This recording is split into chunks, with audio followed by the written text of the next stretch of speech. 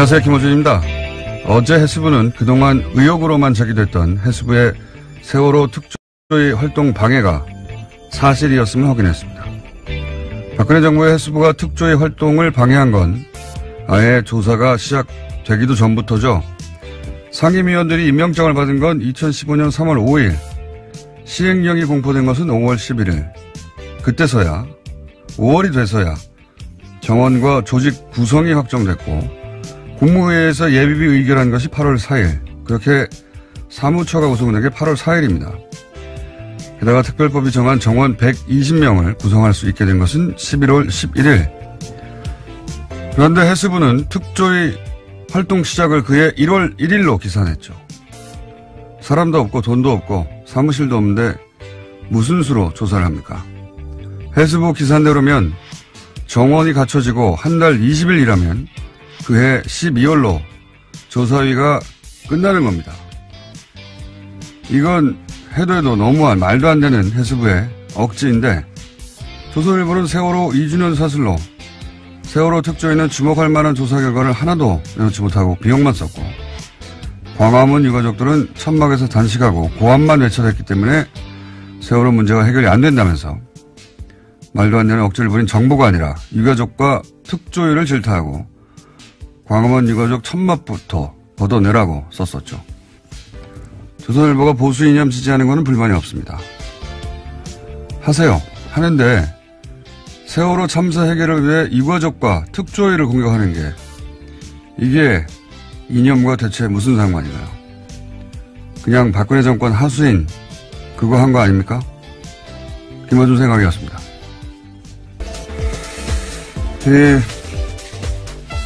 해수부가 방해한 게 이제 사실로 밝혀졌어요. 예. 네, 어제 해수부가 공식적으로 발표를 한 건데요. 감사관실의 자체 조사다라고 합니다.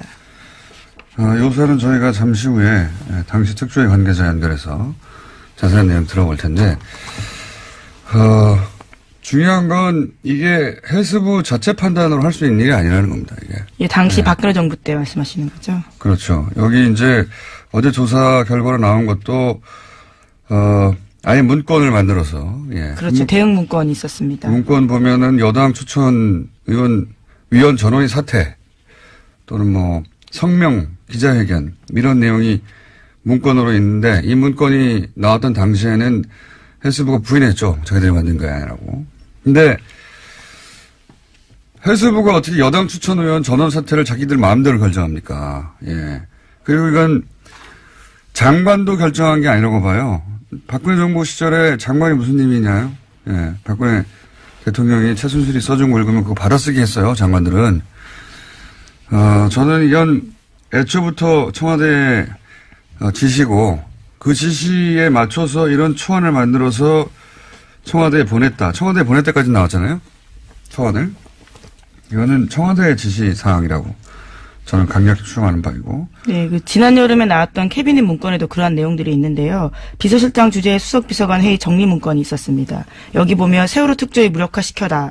라는 지시가 있고요. 또 언론과 협조해서 일탈 행위 등을 부각시켜서 세월호 특조위 자체를 무력화라라는 주문이 있다라고 합니다. 그러니까 청와대 지시했고 청와대가 지시하니까 지금 특별법으로 만든 조사위인데 그냥 일개 부처가 아예 와해시키려고 한 거 아닙니까? 그리고 그 초안을 만들어서 청와대에 보냈고 청와대 지시 없이는 뭐 불가능한 일이었다고 보고 예. 그리고 실제로 그대로 진행이 됐죠. 예. 어떻게 진행되는지는 저희가 잠시 후 인터뷰하겠고 그리고 또 오늘 추가적으로 밝혀진 건 그렇게 방해의 핵심 역할을 했던 사람들이 지금 현재 고위 공무원들이 해외에 나가 있다는 거 아닙니까 지금? 네, 해외 나가거나 해외 나갈 걸 앞두고 있다라고 오늘 아침 경향신문이 보도했는데요. 세월호 선체 인양 과정의 현장 실무자였다라는 해수부 고위 공무원이 해외 근무를 위해서 면접을 앞두고 있다라고 합니다. 뿐만 아니라 다른 공무원 같은 경우에는 당시 참사 당시에 상황 보고 총괄 책임자였는데 이미 외국에 있다라고 합니다. 그러니까 세월호 2기가 출범하더라도요. 특조위 2기가요. 정작 중요한 조사 대상자들이 다 외국에 있어서 조사가 쉽지 않다라는 겁니다. 외국에 가면 되죠. 특조위가. 네, 국제기구 파견 공무원 같은 경우에 소속된 국제기구가 허가해줘야지만 귀국이 가능하다라고 합니다. 아니 뭐 귀국을 시킵니까? 가서 조사하면 되죠. 네. 이렇게 해서 비하면 글로벌 특조위로 거듭나는. 예, 이 조사를 피하려고 하는 거니까 명백히 예. 교사의 차질을 빚는다고 미리 말할 필요 없어요. 예, 심지어 참사 책임자였던 당사자 같은 경우에는요. 감사원 감사에서도 한국 성급에서 돈 받았다는 사실이 드러나서 정직 3개월 중징계 받은 바가 있는데도요. 징계일로부터 1년 6개월이 지났다라는 이유로 해외 파견했다라고 합니다. 이제 다 빼돌리는 거죠. 예, 좀 당연한 이야기인데 이기 특조위가 좀 더 강력해졌으니까 필요하면 뭐 해외 출장을 단체로 가서라도 꼭 조사를 해야 된다고 봅니다. 예. 그냥 이미 사실로 밝혀졌는데 어떻게 그냥 넘어갑니까? 자, 다음 순요. 네, 김태호 전 청와대 대외전략기획관이 구속을 피했습니다. 김 전 기획관은 이명박 정부의 군 댓글부대 관련 혐의를 받고요. 어제 영장실질심사를 받았습니다. 서울중앙지법 강부영 영장전담판사가 밝힌 바에 따르면요. 객관적 증거 자료가 대체로 수집됐고 주요 혐의 사실에 대한 피의자의 역할 및 관여 정도에 대해서는 다툴 여지가 있다라고 밝혔는데요. 관련된 공범들의 수사 및 재판 진행 상황, 피의자의 주거 및 가족관계 등을 종합하면 구속할 사유와 필요성, 상당성을 인정하기 어렵다라는 겁니다. 계속 보던 문구인데 구체적인 내용은 저희가 또 영장 해설 전담판사가 대기하고 있기 때문에 이게 뭐 그 김관진 석방 때부터 쭉 이어지는 흐름이죠. 이명박 전 대통령 관련해서 김관진, 임관빈, 김태호까지 사실은 한 단계만 넘어가면 이명박 전 대통령한테 네, 그렇죠. 건너가기 직전에 피의자들인데 이건 군이 대선에 개입한 사건이거든요. 네, 심지어 실무 책임자 같은 경우에 2심까지 징역형이 나왔습니다. 이태하 심리전단장이라고요. 실무 책임자들은 이미 범죄 사실이 인정됐는데 법원에서 그렇죠. 그 지시한 사람들이 다 풀려나는 거예요. 그리고 이 김태호 전 기획관 같은 경우에는 소년 책사로 불렸거든요. 왜 소년 책사로 불렸냐면 2년이 오래됩니다. 서울시장 시절. 그 시절 굉장히 젊었을 때부터 최측근이었거든요. 그러니까 이 사이버 사령부가 대선에 개입한 사건, 그 관련 회의의 주재자였어요. 네, 관련 문건도 나왔습니다. 네, 그 주재를 하고 바로 대통령한테 보고하는 사람이었는데 딱 여기서 끄는 거죠. 그리고 이제 밸런싱이라고 제가 계속 표현해 왔는데 전병헌 전 수석이 사실은 이게 뭐 당사자는 기분이 나쁘겠으면 논평을 하는 입장에서는 MB가 살렸다고 계속 제가 주장했는데 또다시 영장이 기각됐고 요 사안 묶어서 저희가 잠시 민의로 다뤄보겠습니다. 다음 뉴스는 뭡니까? 네, 관련해서 국정원 이야기들을 또 안 할 수가 없는데요. 2013년 국가정보원이 박근혜 전 대통령에게 최동욱 당시 검찰총장의 문제점을 지적했다라는 보도가 있습니다. 그러면서 보고서에 이런 내용이 쓰여 있는데요. 외부의 힘에 의한 특단의 조치가 필요하다라는 겁니다. 당시는 국정원이 댓글 사건으로 검찰의 수사를 받고 있었는데요. 이후에 최 전 총장은 혼외자 의혹이 불거지면서 불명예 사퇴했습니다. 이건 뭐 모두가 그렇게 생각하지만 물증을 잡지 못하는 최동욱 전 총장을 찍어낸 게 결국은 국정원 말 아닌가 생각해 왔는데 그 근거가 하나 나온 거죠. 그러니까 이게 국정원은 당시 이제 범죄 피의자였단 말이죠. 예. 네, 그렇죠. 수사를 받는 대상자였습니다. 강도가 수사관을 날린 거죠. 예. 나 저 사람한테 수사받기 싫어. 그랬더니 그 감독 기관인 청와대가 오케이 날려줄게 하고 날린 거죠, 이게. 예. 네, 외부의 힘에 의한 특단의 조치가 필요하다라는 문구가 특히 눈에 띄는데요. 당시 이후에는 최 전 총장이 언론 보도를 통해 가지고 굉장히 곤혹스러운 상황을 겪었거든요. 여기 이제 외부의 힘은 조선일보라고 바라볼 수도 있고, 예. 그리고 특단의 조치는 이 소위 혼외자 사건일 수도 있고, 여하간 이렇게 보고를 하고 강도가 수사관을 날려주세요 하니까 청와대가 오케이 하고 날려주는 이게 같이 범죄 집단이죠. 강도가 날려달라고 하니까 날려주는 게 조폭 집단이고. 네, 그래서 이와 같은 혐의들이 추가돼서 남대준 전 원장의 공소장에 쓰여 있다라고 합니다. 청와대가 범죄 집단이었던 거예요, 같이. 예. 자, 다음 뉴스는요. 네, 어제 최순실 씨의 해외재산 관리인으로 의심받는 데이비드 윤 관련된 소식 전해드렸었는데요. 데이비드 윤이 부동산 개발업자에게 청탁을 대가로 뒷돈을 받은 혐의로 인터폴에 적색 수배됐다라는 내용이었습니다. 관련해서 검찰이 주요 단서를 파악했다고 TV조선이 보도했는데요. 최순실 씨를 거쳐서 박근혜 전 대통령에게 청탁이 전달됐고 실제로 국토부에 지시사항이 내려갔다라는 겁니다. 특히 그 근거는 안종범 업무수첩인데요. 여기에 보면 담당 공무원들의 이름과 국토부 확인, 점검 같은 메모가 있고요. 또 지난해 7월에는 덮자라는 메모가 있다고 합니다.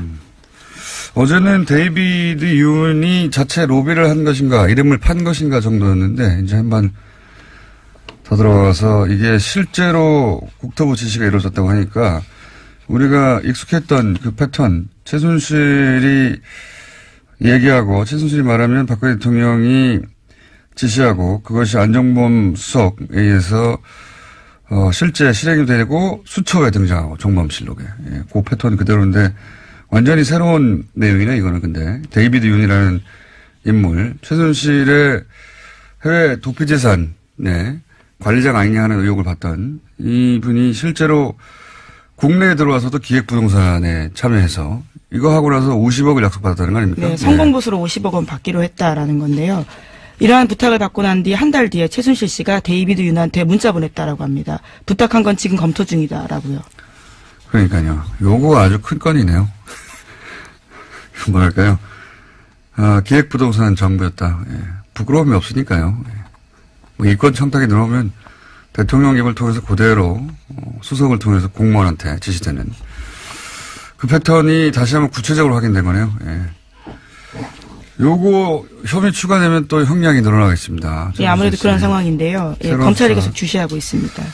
자, 2분밖에 안 남았기 때문에 빨리빨리. 왜냐하면은 저희 전담 판사가 지금 기다리고 있거든요. 네. 네, 서울대병원 노조가 서창석 병원장을 최순실 게이트와 연루된 의료 적폐로 지목하면서요 사퇴를 요구하고 있습니다. 또 무기한 파업에 들어갔는데요. 비정규직의 정규직 전환도 요구하고 있습니다. 서 원장 같은 경우에는 박근혜 전 대통령 주치 이로써요 비선 의료진을 묵인했다라는 의혹을 받고 있습니다. 묵인 정도가 아니라 뭐 굉장히 많이 등장하죠 사실은. 이분이 아직도 병원장이었군요. 예. 무기한 파업 서울대 병원 입장에서는 당연한 것 같고요. 자, 다음 뉴스는요. 네, 자유한국당 신임 원내대표로 뉴스공장 게스트인 김성태 의원이 선출됐습니다. 김성태 신임 원내대표는 표결에 참여한 자유한국당 의원 가운데 과반 이상의 표를 얻어서 55표인데요. 이번에 신임 원내대표가 됐습니다. 한 표 차이로 과반을 통과했어요. 아주 아슬아슬하게. 저희 고정 코너인 내부자들 어떻게 될까요? 예. 내일 결정되나요? 저도 모르겠습니다. 오늘 통화해 보려고요. 자, 다음은요. 네, 자유한국당은 어제 검찰이 최경환 의원을 상대로 체포동의 요구서가 접수되자 표결에 참여하지 않겠다라는 방침을 정했습니다. 장제원 수석 대변인이 밝힌 바인데요. 자유한국당 의원들은 체포동의안 투표에 참여하지 않는 것이 정당하다면서 그런 선례를 만들었으면 좋겠다는 차원에서 안 한다라고 밝혔습니다. 친박이 아니라 친홍이었으면 지금 전면 투쟁 나섰겠죠. 예, 지난 며칠 전에 저희 예상한 바입니다. 예. 가라 이거죠. 이것은 체포동의안이 통과되라는 겁니다. 예. 이 표결에 참여하는 정당, 정의당, 바른정당, 예. 그리고 여당, 국민의당도 통과시킬 대상자니까요. 예. 예, 물론 이렇게 설명하고 있습니다. 의원 개인들이 적극적으로 설명하고 극복해 나가길 바란다는 마음이다. 라고요. 너 혼자 해보라는 말이죠. 예. 너 혼자 잘 해보고 가라 이런 얘기입니다. 다음 뉴스는요. 네, 국민의당과 바른정당 부산시당이 내년 6월 지방선거 때 후보 단일화를 추진하기로 했습니다. 두 당의 부산시당은요, 그제 부산시의회에서 기자회견을 열고 정책 선거연대 협의체 구성 공동 합의문을 발표했습니다. 그리고 내일 부산시의회에서 안철수 유승민 대표와 의원들이 세미나를 열기도 합니다. 첫 사례네요. 예, 선거연대 한다고 계속 얘기해봤는데, 근데 관련해서 리얼미터가 실시한 부산시장 적합도 여론조사 결과가 재밌습니다. 네. 1, 2, 3위는 이제 친여 성향의, 지금 현재 친여당 성향의 인물들이고, 쭉 보다 보니까 꼴찌에 국민의당 안철수 대표가 있어요. 이거 네, 하위권이라고 할 수 있는데요. 이게 꼴찌예요, 꼴찌. 생각해보면. 왜냐하면, 수치를 제가 말씀드릴 수는 없는데, 바른정당의 모 의원과, 예? 제가 자세한 수치를 말씀드릴 수 없어서 그냥 수치를 빼고 말씀드리면 0.1% 차이거든요, 지금. 부산 출신인데. 자, 어쨌든 처음으로 국민의당과 바른정당 후보 단일화 추진하기로 했다. 해서 관련 여론조사도 지금 언론에 등장하고 있다. 예. 오늘 여기까지 해야 될 것 같습니다. 시간이 부족하네요. 네, 그러시죠. 네, 하나 더 있는데요. 정부의 강정마을 구상권 소송 철회가 있었다라는 소식 짧게 전해드리겠습니다. 보수정당이 이제 전선을 형성하려고 할 뉴스겠네요. 네, 문재인 대통령 공약이기도 했습니다. 이게 당시에 주민들에게 아무런 동의도 받지 않고 추진했던 것이고 그래서 주민들이 나섰더니 전문 시위꾼들이 합류했다면서 네, 그런 식으로 보도했었죠. 주민들한테 동네 주민들은 34억 내놓으라는 거거든요. 이건 그냥 박근혜 정부 시절에 박근혜 정부가 하는 일에 시비 걸면은 끝장 본떠러 보여주겠다. 패가 망신하게 만들겠다는 소송이었죠. 당연히 철회해야 되는 건데. 요걸 이제 그 전선으로 만들어 보려고 보수 매체는 나설 거라고 봅니다. 자, 여기까지 하겠습니다. 시사인의 김은지였습니다. 감사합니다. 바로 이어서군요. 예. 법무부인 동안의 사무장, 뉴스공장의 영장 전문 해설 전직 판사. 이정열 전 부산판사 연결됐습니다. 안녕하십니까? 네, 안녕하십니까? 네. 뭐 예상하셨겠지만, 네. 자, 그동안 도마 반복을 쭉 해왔기 때문에 흐름의 관점에서 한번 짚어주십시오. 그러니까 뭐 흐름에서 공장장님 말씀하신 대로 충분히 예상이 됐었는데요. 네. 그 검찰이 보고 있는 그 구조가 영장 청구서들을 쭉 보면 그런 것 같더라고요. 지금 이제 이 군이 그 정치에 관여를 하는데 댓글을 통해서 그 지시한 총책임자는 이명박 전 대통령. 그다음에 이제 군이 관여를 하니까 실행을 담당하는 쪽이 군인데 그 군 쪽에서 실행 부분의 총책임자는 김관진 전 국방장관. 그런데 지금 이제 오늘 그 영장 청구 기각된 김태효 전 전략기획비서관은 이 청와대하고 그러니까 이명박 전 대통령과 김관진 전 장관을 연결하는 고리죠. 그렇죠.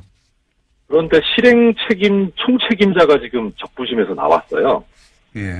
그러면 연결고리 정도밖에 안 되는 사람을 구속하는 건 형평이 안 맞잖아요.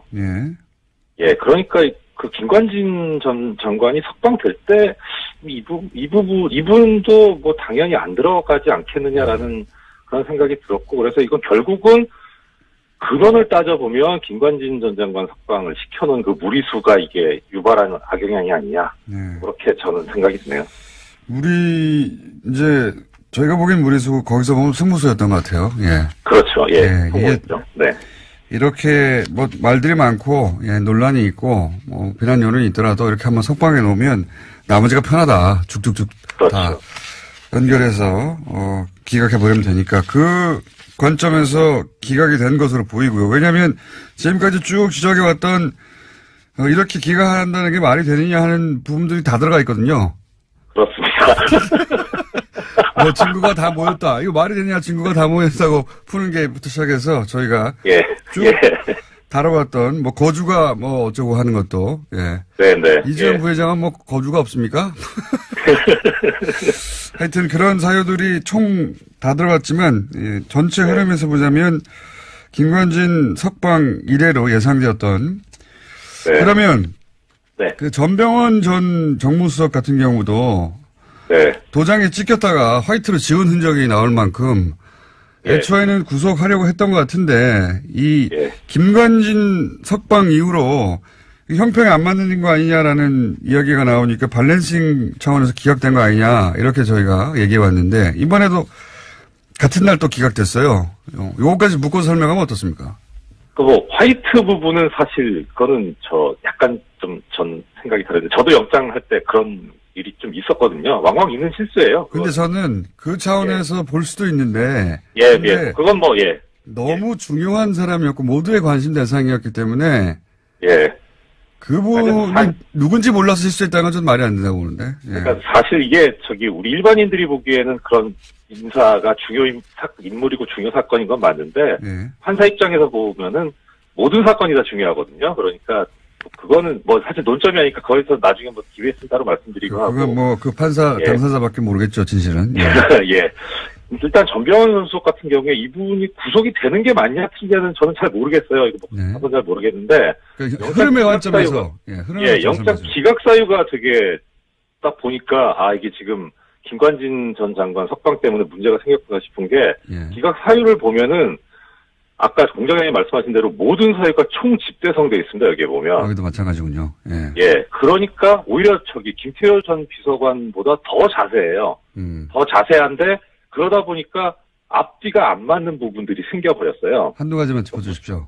예, 무슨 말씀이냐면은 여기 지금 전병헌 전 수석 기각서에 보면은 가장 중요하게 얘기하고 있는 게 이제 뇌물 부분이 범행이 의심이 되는데 이제 이미 드러난 보좌관 행위에 대한 피의자의 인식 정도나 범행 관여 등 뭐 이렇게 죄책에 대해서 다툴 여지가 있어 보인다. 이게 가장 큰 부분이거든요. 근데 범행이 의심된다 하면은 이게 영장 발부 사유에서 범죄 사실이 그럼 소명이 됐느냐 안 됐느냐 이런 게 가장 큰 부분인데 의심이 되면 이건 소명이 됐다는 얘기거든요. 예, 그 총사선법 조문에도 그렇게 나와 있어요. 증명까지는 필요 없고 그냥 상당한 의심이 들면 된다라는 정도를 요구하고 있거든요. 법에서. 그러니까 이거는 됐다는 거죠, 이 부분은. 근데 뒤에 보면 다툴 여지가 있다 이렇게 돼 있는데 그 다툴 여지가 어느 부분이냐. 이게 뭐 알리바이 같은 그 피의자 쪽에서 증명해야 되는 부분이 아니라 인식 정도 이렇게 나와 있는데 인식 정도 이거는 고의에 관한 문제라 범죄가 성립되냐 안 되냐의 문제거든요.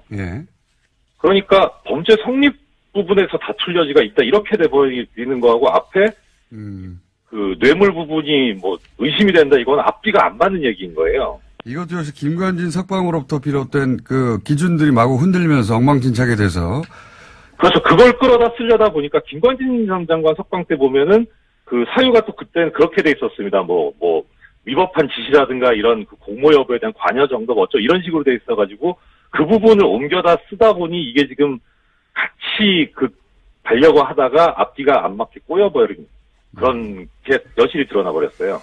그렇군요. 예. 자, 저희가 거의 비슷한 얘기를 몇 달째 하고 있습니다. 몇 달째 하고 있는데. 자꾸 나오는 거 안 좋은 거 아닙니까? 저 청취자님도 뵈서 좋긴 한데. 이게 그러니까 이제 그 이전에는 그 우병우 관련해서 기각들이 많았고, 그렇죠? 네. 네. 이번에는 이제 김관진 전 국방장관을 무리하게 석방시키면서 그 꼬여버린 어떤 영장 발부의 기준들 때문에, 예. 네. 영장 발부나 기각 사유를 쓸 때마다 특히 이 관련자들은 네. 이렇게 우리 해설 판사님의 눈에 띄어서 예. 매번 깨지고 있습니다. 예, 김관진 전 장관 그 석방 결정이 지금 상황에서는 거의 바이블이 돼 있는 거 아닌가 싶어요. 알겠습니다. 오늘 여기까지 하겠습니다. 네, 고맙습니다. 네, 지금까지 법무부인 동안의 사무장 이정렬 전 부장판사였습니다. 박근혜 정부 시절 헬스부가 세월호 특조위 활동을 방해했다는 의혹 사실로 밝혀졌습니다. 세월호 특조위 박종훈 전 상임위원 전화로 연결해 보겠습니다. 안녕하세요. 예, 안녕하세요. 박종훈 변호사입니다. 네, 변호사님 이제 이게 굉장히 여러 차례 제기했던 의혹들이 이제 사실로 밝혀졌는데요. 네네. 근데 문건 얘기를 좀 해보자면, 네. 그 박근혜, 소위 7시간 조사를 막으려고 당시 문건을 보면 여당 추천 전원 사퇴, 성명 발표 특조위 비판하는 또는 네네.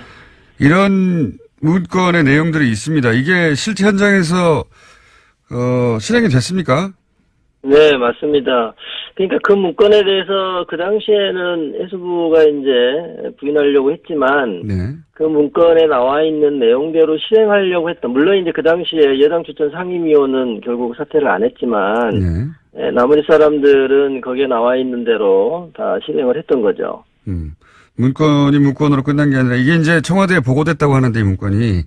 네네. 문건은 그 문건 내용이 문구로만 존재하는 게 아니라 현장에서 다 실행이 됐다는 거죠. 그죠? 직접 겪으셨고. 그렇습니다. 예. 그리고 이제 문건에는 나오지 않지만 실제로 이런 문건 등장 이후에 세월호 7시간을 규명하라는 시도를 하자 당시 이석태 위원장에게 아예 구체적으로 압박이 들어갔다고 여러 차례 보도가 됐는데 어떤 압박이 있었습니까? 그러니까 이제 아마 이 위원장님께 이제 이렇게 됐던 것 같아요. 11월 경에 11월 전원위원회 때 이제 그게 상정될 게 됐는데 그 전부터 네. 그게 신청 사건으로 접수되었다는 거를 알게 된 것 같아요. 네. 누군가 그걸 알게 됐고 그거를 여자 요건 측에 알렸고 요건 측에서 그때부터 준비를 한 것 같아요. 이거 막아야 된다. 그래서 이제 소위원회에 올라올 때부터 이제 쟁론이 됐는데 위원장님께도 이제 뭐 직간접적으로 이거는 좀 빼달라, 하지 말아달라라는 그런 것이 있었던 거로 이제 그렇게 알고 있고요. 어디로부터 그런 압박이 들어왔나요? 사실은 이제 제가 직접 위원장님께 시시콜콜이 다 듣지는 못했어요. 네. 그렇지만 이제 제가 예견을 하기로는 그 당시에 이제 주로 나서가지고 이 일을 수행했던 거가 해수부 쪽이었기 때문에 그쪽에서 연락이 온 거로 그렇게 예상이 됩니다.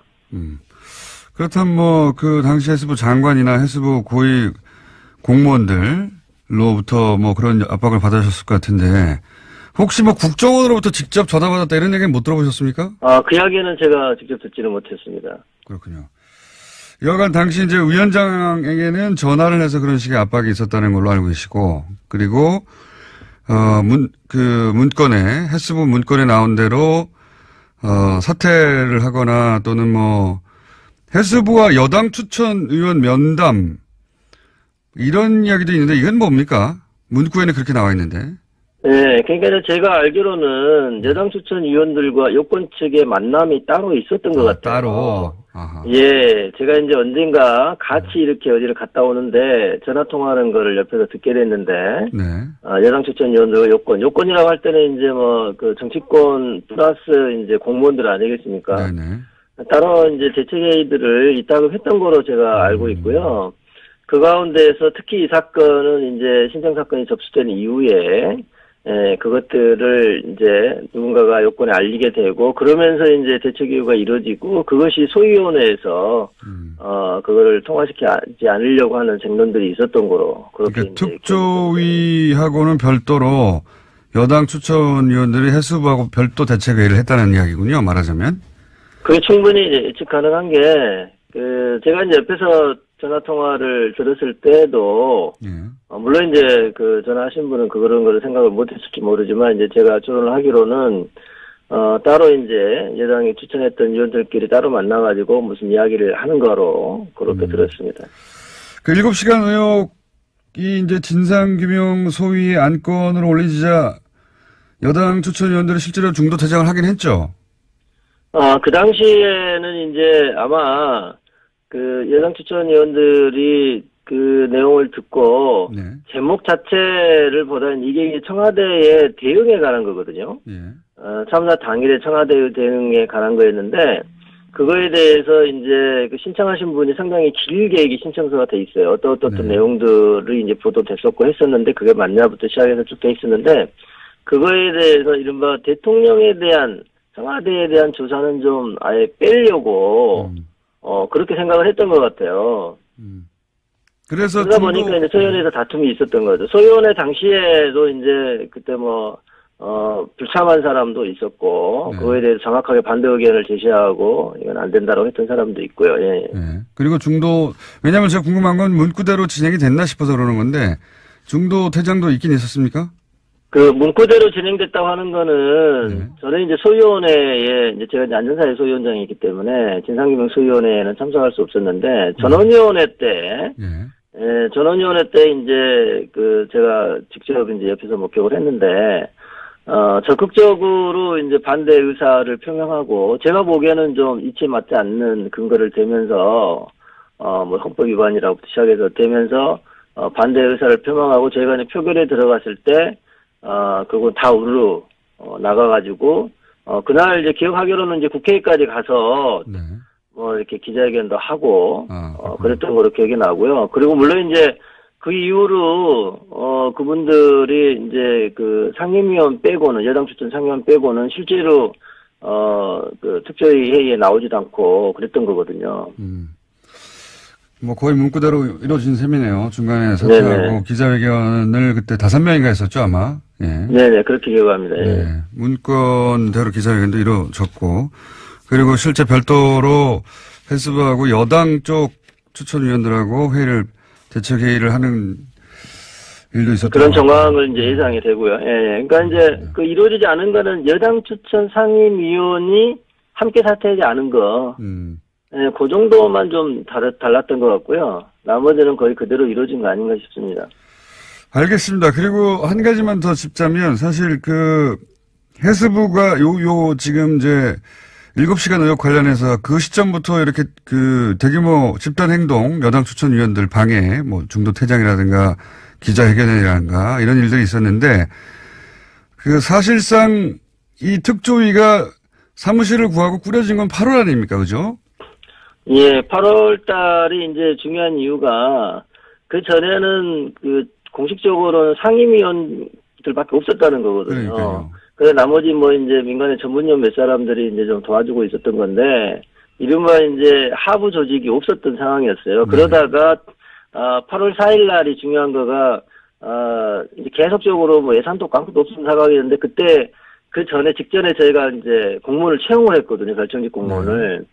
채용하는 상황이 되니까 공무원들한테 월급은 줘야 되잖아요. 그러니까요. 예, 그러니까 이제 그 당시에 국무회의에서 예산을 통과시킨 거거든요. 저희가 네. 신청했던 것을 대부분 대폭 감액해가지고 그때가 8월 4일이기 때문에 저희 생각에는 이제 공무원도 이제 채용해서 뭐 7월 말부터 출근하기 시작을 했고 물론 실제 조사를 해야 되는데. 네, 그래서 이제 조사하려고 하는 바로 그 상황이었기 때문에 공무원이라도 일부 채용이 되고 그리고 예산이 국회를 통과했던 날인 8월 4일로부터 이제는 인정물적 자원이 조금은 구비된 거 아니냐.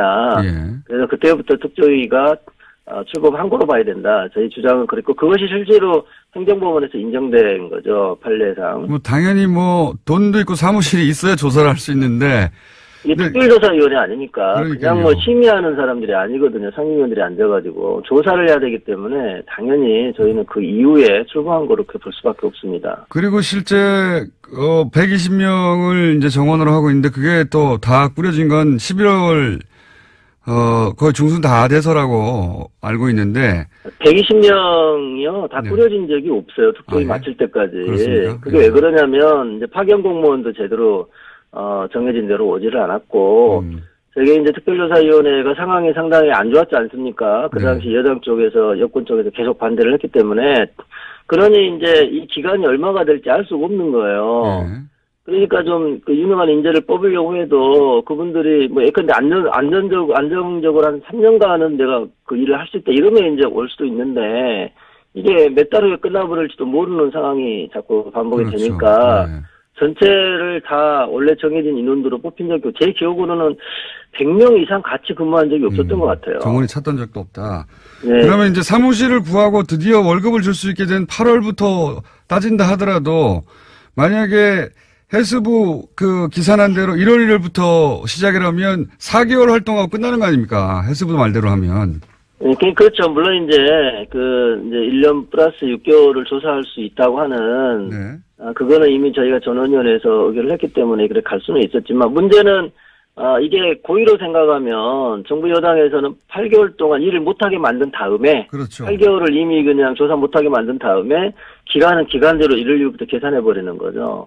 이거는 정말 대단히 악의적인 거라고 볼 수밖에 없어요. 말도 안 되는 거라고 보는데 사무실이 없는데 아무도 없는데 어떻게 조사를 합니까?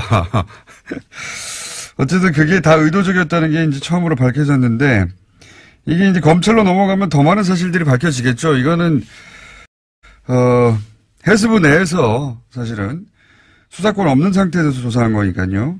네네. 네, 마지막으로 한 가지만 더 여쭤보자면 이 모든 게 그냥 해수부 차원에서 이루어진 일을 보십니까? 그 일을 직접 겪으신 분으로서?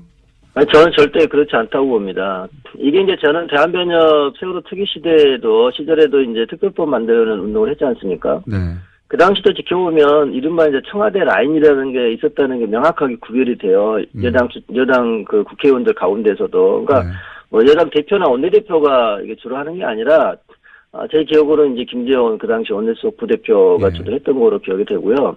특히 2015년 1월 달에 김재원 의원이 그 당시에 이제 그 세월호 특조위를 세금 도둑이라고는 프레임으로 몰고 갔거든요. 그렇죠. 세금 도둑이라고 했죠. 그 이후부터 이제 모든 게 꼬이기 시작한 거예요.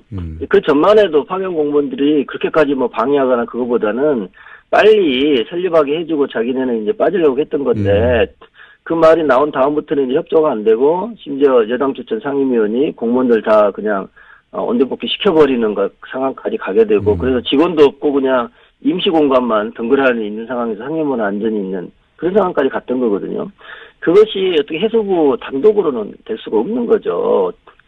그러니까 충분히 청와대 라인하고 교감한 다음에 그런 일이 이루어질 거로 저는 이해하고 있습니다. 알겠습니다. 오늘 여기까지 하고요. 검찰 조사 또 시작되면 그때 또 한번 모시겠습니다. 감사합니다. 네, 감사합니다. 네, 지금까지 세월호 특조위 박종훈 전 상임위원이었습니다.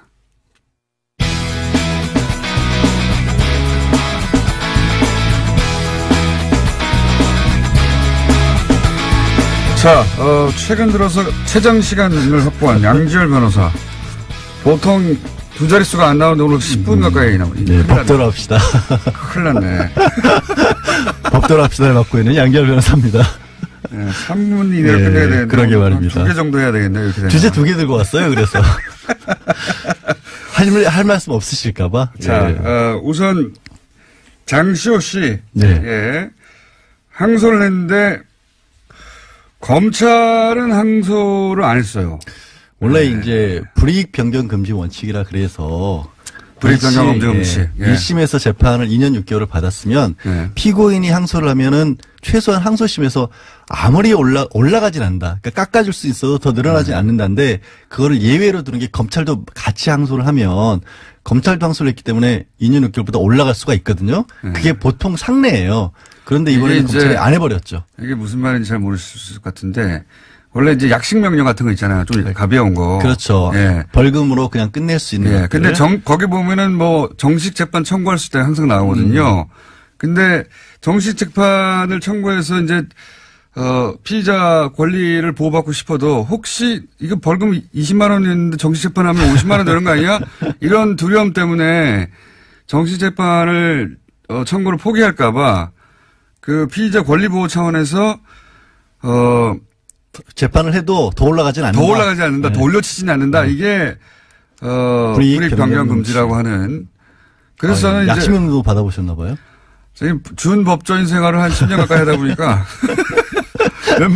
웬만한 잡지식은 다 갖고 있습니다. 근데 그래서 1심보다 조건이 근데 검찰이 항소를 포기. 그렇죠. 예. 해야 되거든요. 보통은 잘 안 하죠, 그렇게. 포기 안 하죠. 검찰도 기본 자존심이 있는데. 근데 아마 검찰에서는 최소한 1년 6개월 했다가 2년 6개월 나왔고 검찰로서 장시호 씨에게 해줄 수 있는 최대한의 배려인 거죠, 법적으로 가능한. 그러니까 검찰은 항소를 포기했고 그러니까 검찰 요 1심보다는 더 높은 형량은 나올 수가 없죠. 나올 수 없게 만들어준 배려예요, 기본적으로. 그리고 아마도 이제 조심스럽긴 하지만 항소심 같은 경우에 좀 잘 뭐 법정에서 다투기도 하고 항소심 법원이 조금 더 봐주면 한 6개월 정도 빠질 수가 있거든요. 그러면 2년이 되고 그러면 지금 법정 구속이 됐기 때문에 이미 6개월 구속에 법정 구속 한 2, 3개월 더하면 1년 가까이 되니까 1년 가까이 되고 2년에 한 3분의 1 이상을 채우거든요. 그러면 이제 집행유예로 풀어줄 가능성이 조금 더 높아졌다고 볼 수 있습니다. 그 가능성을 검찰에 열어준 거예요. 그렇죠. 검찰 입장에서는 뭐가 어떻게 됐든 미안하단 말이에요. 예, 검찰 입장에서는.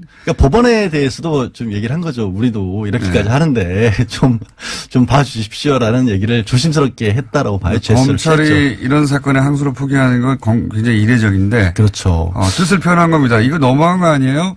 그래서인지 장시호 씨도 처음 하는 얘기도 법정에서도 했어요. 맞습니다. 깜짝 놀랐어요. 최순실이 지난해 10월에 독일에 간 이후에도 영재센터에 돈을 받아내려고 했었다. 세 번째 돈도 달라고. 이미 얘기가 다 돼 있었다. 근데 최순실 관련해서는 그렇게 새로운 사실을 내놓는데 EBS라든가. EBS 사장 인선도 있었다. 네. EBS 이제 돈도 없는 것인데 거기서 후원을 뭐 이틀 만에 따냈다든가 이런 거 말도 안 되죠. 국가 지원이 들어가는데 왜 돈이 없어요? 아니 제 말은 이런 후원을 EBS가 단독으로 한다든가 그런 사례를 찾아보시면 거의 없어요. 보통 1년 전에 결정이 되죠. 예산 결정은. 그러니까요. 그 전해 공조직은 전에 예산이 확정되고 나면 빼도 박도 못하는 경우가 많은데 EBS가 이렇게 단독으로 결정한다는 게 후원을. 어린이 돕기 위해서 했답니다. 이틀 만에. 해보세요 한번. 급한 일이잖아요. 2년 전에 해도 안 돼요. 이틀 전에 했는데 바로 됐다는 거 아닙니까? 당일날인가 이틀 전인가? 네, 이틀 전에. 근데 이제 그런 의혹은 있었는데 구체적으로 증언을 했습니다. 네. 근데 삼성 관련해서 삼성에 불리한 증언은 사실 번복도 했어요. 예상치 못하게. 그거를 사실 완전히 번복됐다고 해야 될지 약해졌어요. 좀 약해지긴 했어요. 그 이유는 저도 좀 약간 저는 정유라 씨 강도 사건이 심리적 영향을 미쳤다고 봅니다. 원래 이제 정유라 씨 강도 사건 때문에 혹은 자신의 재판이 끝난 다음에 미뤄서 이제 증인 출석을 한 번 더 미뤘다가 나온 거 아니에요? 네. 뭐 그런 무섭죠? 어떤 영향도 있었을 수도 있겠죠. 같은 사건이 연루됐는데 집에 들어와가지고 칼로 찔렀어요. 그것이 누군가 사주했든 아니든 간에 무섭죠. 근데 이제 법정 구속돼 있으니까 좀 덜 무섭지 않았을까요? 근데 왜 쥐렸는지는 모르겠는데 또 더 신기한 거는 사실 내용이 크게 바뀌진 않았어요. 약간 발을 뺐고 자세한 내막은 잘 모르겠다는 정도였는데 상당히 많은 언론에서 그거를 주로 이제 큰 타이틀로 뽑더라고요. 삼성에 대해서는 말을 번복했다. 모른다. 모호해 증언 사실입니다. 근데 장시호 씨의 증언 내용보다는 언론이 그걸 더 크게 다루는 것 같아서 그게 조금 저는 이상하긴 뭐 그렇게 보여지도록 원할 수도 있어요. 삼성이 좋잖아요, 그러면. 아, 그런가요? 예. 자, 그럼 제가 한 얘기는 아닙니다. 장시호 씨 같은 경우에 항소를 포기했다는 게, 예, 특이한 포인트이기 때문에 한번 짚어봤고요. 네. 검찰이 포기했다는 거. 근데 그게 이제 그 효과는 이렇게 되면 집행유예로 나올 가능성이 보장되는 건 아니면 높아진다. 조금 더 높아졌고 새로운 증언도 했으니까. 검찰이 미안했다. 예. 예. 그리고 법원에 항의하는 것과 마찬가지다. 그런 의미도 좀 있고요. 그걸 예리하게 짚어줘야 되는데 짚어주지 않기 때문에 저희가 또 짚어줬고요. 짚어드렸잖아요, 여태까지. 전 무한검증할 때까지 그러면. 비트코인 하나 하기는 내가 시간 3분밖에 안 남았네. 벌써 3분이면 우리 충분하잖아요, 원래. 네. 그렇죠. 두 개도 할 수 있어요. 비트코인이. 법적인 관점에서. 법적인 관점에서 이게 문제가 비트코인이라고 하는 게 원래 이제 실물의 화폐를 대체하는 거니까 사실은 화폐나 금이 아닌 거잖아요. 그러니까 정보만 가지고 사람들이 경제활동할 수 있게끔 도와주는 대체제인데 그러다 보니까 이상하게 우리나라에서 너무 많이 몰린 거예요. 이게 전 세계에서 비트코인 거의 20% 가까이 된다고 하는데 그러니까 GDP는 1.9%거든요. 그러니까 GDP 대비 혹은 뭐 경제 수준 대비 전 세계에서 가장 1위예요, 1위. 예. 가장 그 거래량이 많고 그만큼 투기가 됐다는 얘기죠. 그래서 뭐 그라운드 제로다. 정말 만약에 핵폭발이 일어난다면 한국에서 일어날 수밖에 없다라는 분석까지 나오고 있는 상황인데 관련해서. 문제는 정부가 지금 그래서 규제를 강력하게 하겠다는 거 아닙니까? 금융위원회에서 했었어요. 예. 이거를. 그래서 금융위에서 한다는 얘기는 뭐냐면 어쨌든 새로운 금융상품 내지는 경제와 관련된 활동을 핀테크라고 하죠. 봐서 핀테크. 이거를 지원하는 거. 그런 용어나 답을 안 하는 거니까 핀테크. 파이낸스와 테크놀로지, 금융과 기술이 합쳐진 거죠. 새로운 거. 저기 IT는 제가 일을 했었던 사람입니다. 휴대폰 결제 뭐. 테헤란로에서 제가 벤처 창업하려고 했던 사람이에요. 핀테크 못했잖아요. 핀테크. 그러니까 금융의 관점에서 접근을 하다가 예. 이게 투기가 너무 많이 일어나고 실제로 1,000억 원대 이미 다단계 사기까지도 적발이 됐거든요. 예. 그래서 이거를 주로 법무부 이관상으로 옮겨버렸어요. 법무부에서는 아무래도 이런 부분을 규제의 일변도로 갈 가능성이 높거든요. 그래서 이거를 걱정하는 분들이 많은 게 사실은 저도 얘기를 하고 뭐 비트코인이 뭔지 대략적으로는 알지만 그런 세대가 아니잖아요. 네. 이제 이런 세상이 완전히 바뀌는 세상에 대비한 어떤 경제 그 하나의 흐름인데 이거를 과거의 기존의 틀에서 뭐 제어하는 것이 맞느냐라는 반론들이 굉장히 거세게 있고 저는 지금은 규제가 맞다고 보고요. 근데 어쩔 수 없는 것 같아요. 지금. 왜냐하면 투자자에 대한 보호 장치가 없어요. 지금. 이게 투자가 아니니까 지금 유사수신업으로만 겨우 50만 원이가 내고 나면 아무나 거래소 열 수가 있는 상황이기 때문에 초등학생들도 이게 편의점 가는 돈으로 한다고 하거든요. 투자를. 이제 이거를 이제 비트코인이 뭔지 머리 잘 안 들어오실 것 같은데 이거는 일종의 플랫폼입니다. 이렇게 말하면은 이해할 수 좀 더 쉽게 설명하면 그러니까 정보예요. 금 같은 게 없고 예를 들어서 김어준 공장장이 50개가 있다라면 정보만 있는 거지 실제 뭐가 현물이 오가는 게 아니거든요. 신문에 다 나온 얘기고요. 이거 똑같은 얘기하고 있잖아요. 개념을 잡으려면 뭐냐면 그 은행을 끼고 우리가 거래를 하잖아요. 그렇죠. 네. 플랫폼이라는 얘기는 은행을 끼지 않고 P2P라는 건 사람과 사람끼리 옛날에 파일 다운받듯이. 이거 생각하시면 우버 있잖아요. 우버는 조금 더 익숙하니까. 우버가 택시 회사가 없는데 가운데 플랫폼에 하나 껴가지고 중개만 해주는 그렇죠. 거죠. 차가 남는 사람과 차를 필요한 사람 연결해 주는 거거든요. 그러니까 해외 어느 곳에 송금을 하더라도 수신료 같은 게 전혀 필요 없다라는 게 기본적인 접근 방법이 왜 어차피 정보만 왔다 갔다 하면 되니까. 그러니까 이런 게 나타났어요. 미국의 랜딩 클럽 같은 사례는 뭐냐면 돈이 필요한 사람이 있고 돈을 빌리라는 사람이 있습니다. 근데 이걸 중개만 해주는 거예요. 플랫폼, 은행이 아니라 플랫폼이에요, 이게 하나의. 그렇죠. 이걸 자세히 설명하려면 지금부터 한 30분 정도가 있어도 부족한 상황인데.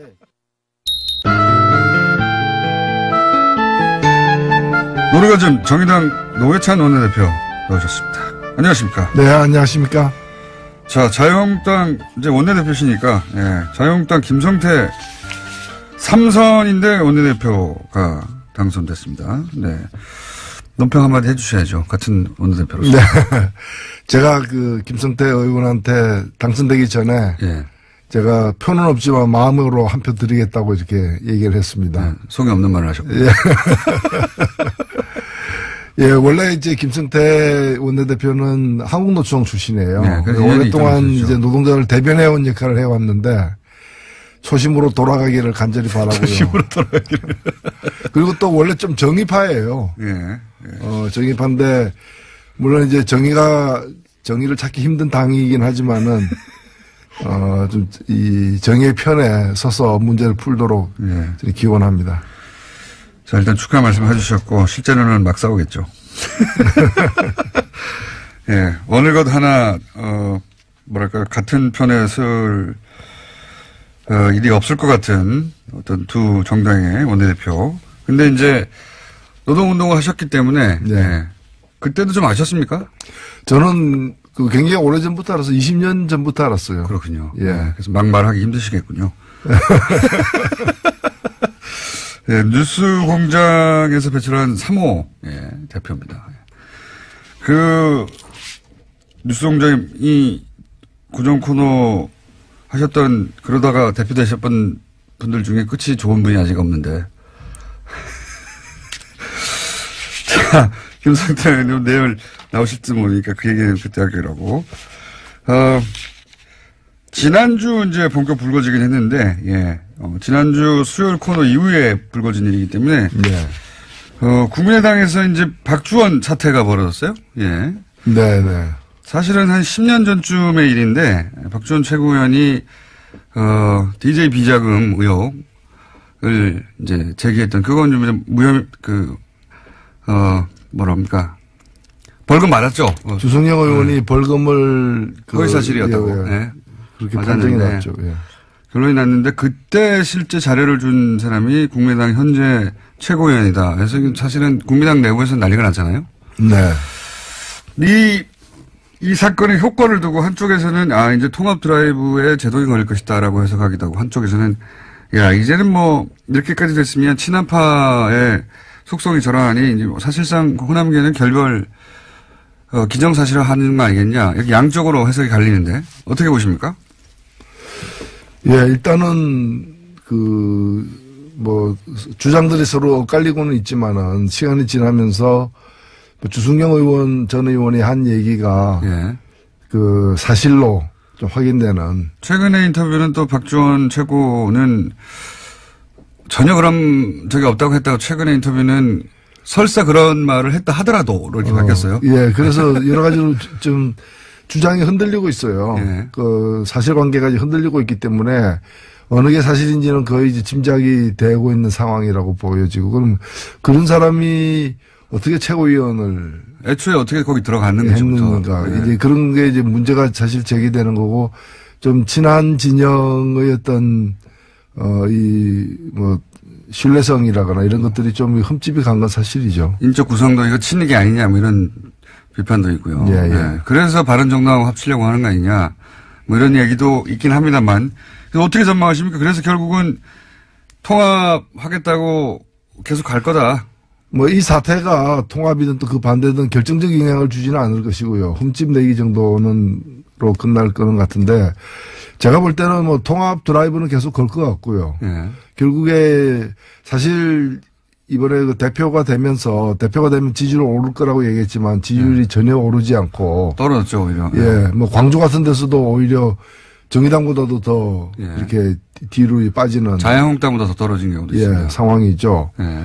이제 그런 상황에서 지방선거를 돌파하지 못하면은 거의 막이 내려질 수 있다라고 이제 그런 위기감이 지금 국민의당 주류나 또는 바른당에도 그런 위기감이 있는 게 아니냐. 그렇다면은 그런 걸 돌파하기 위해서 이제 통합.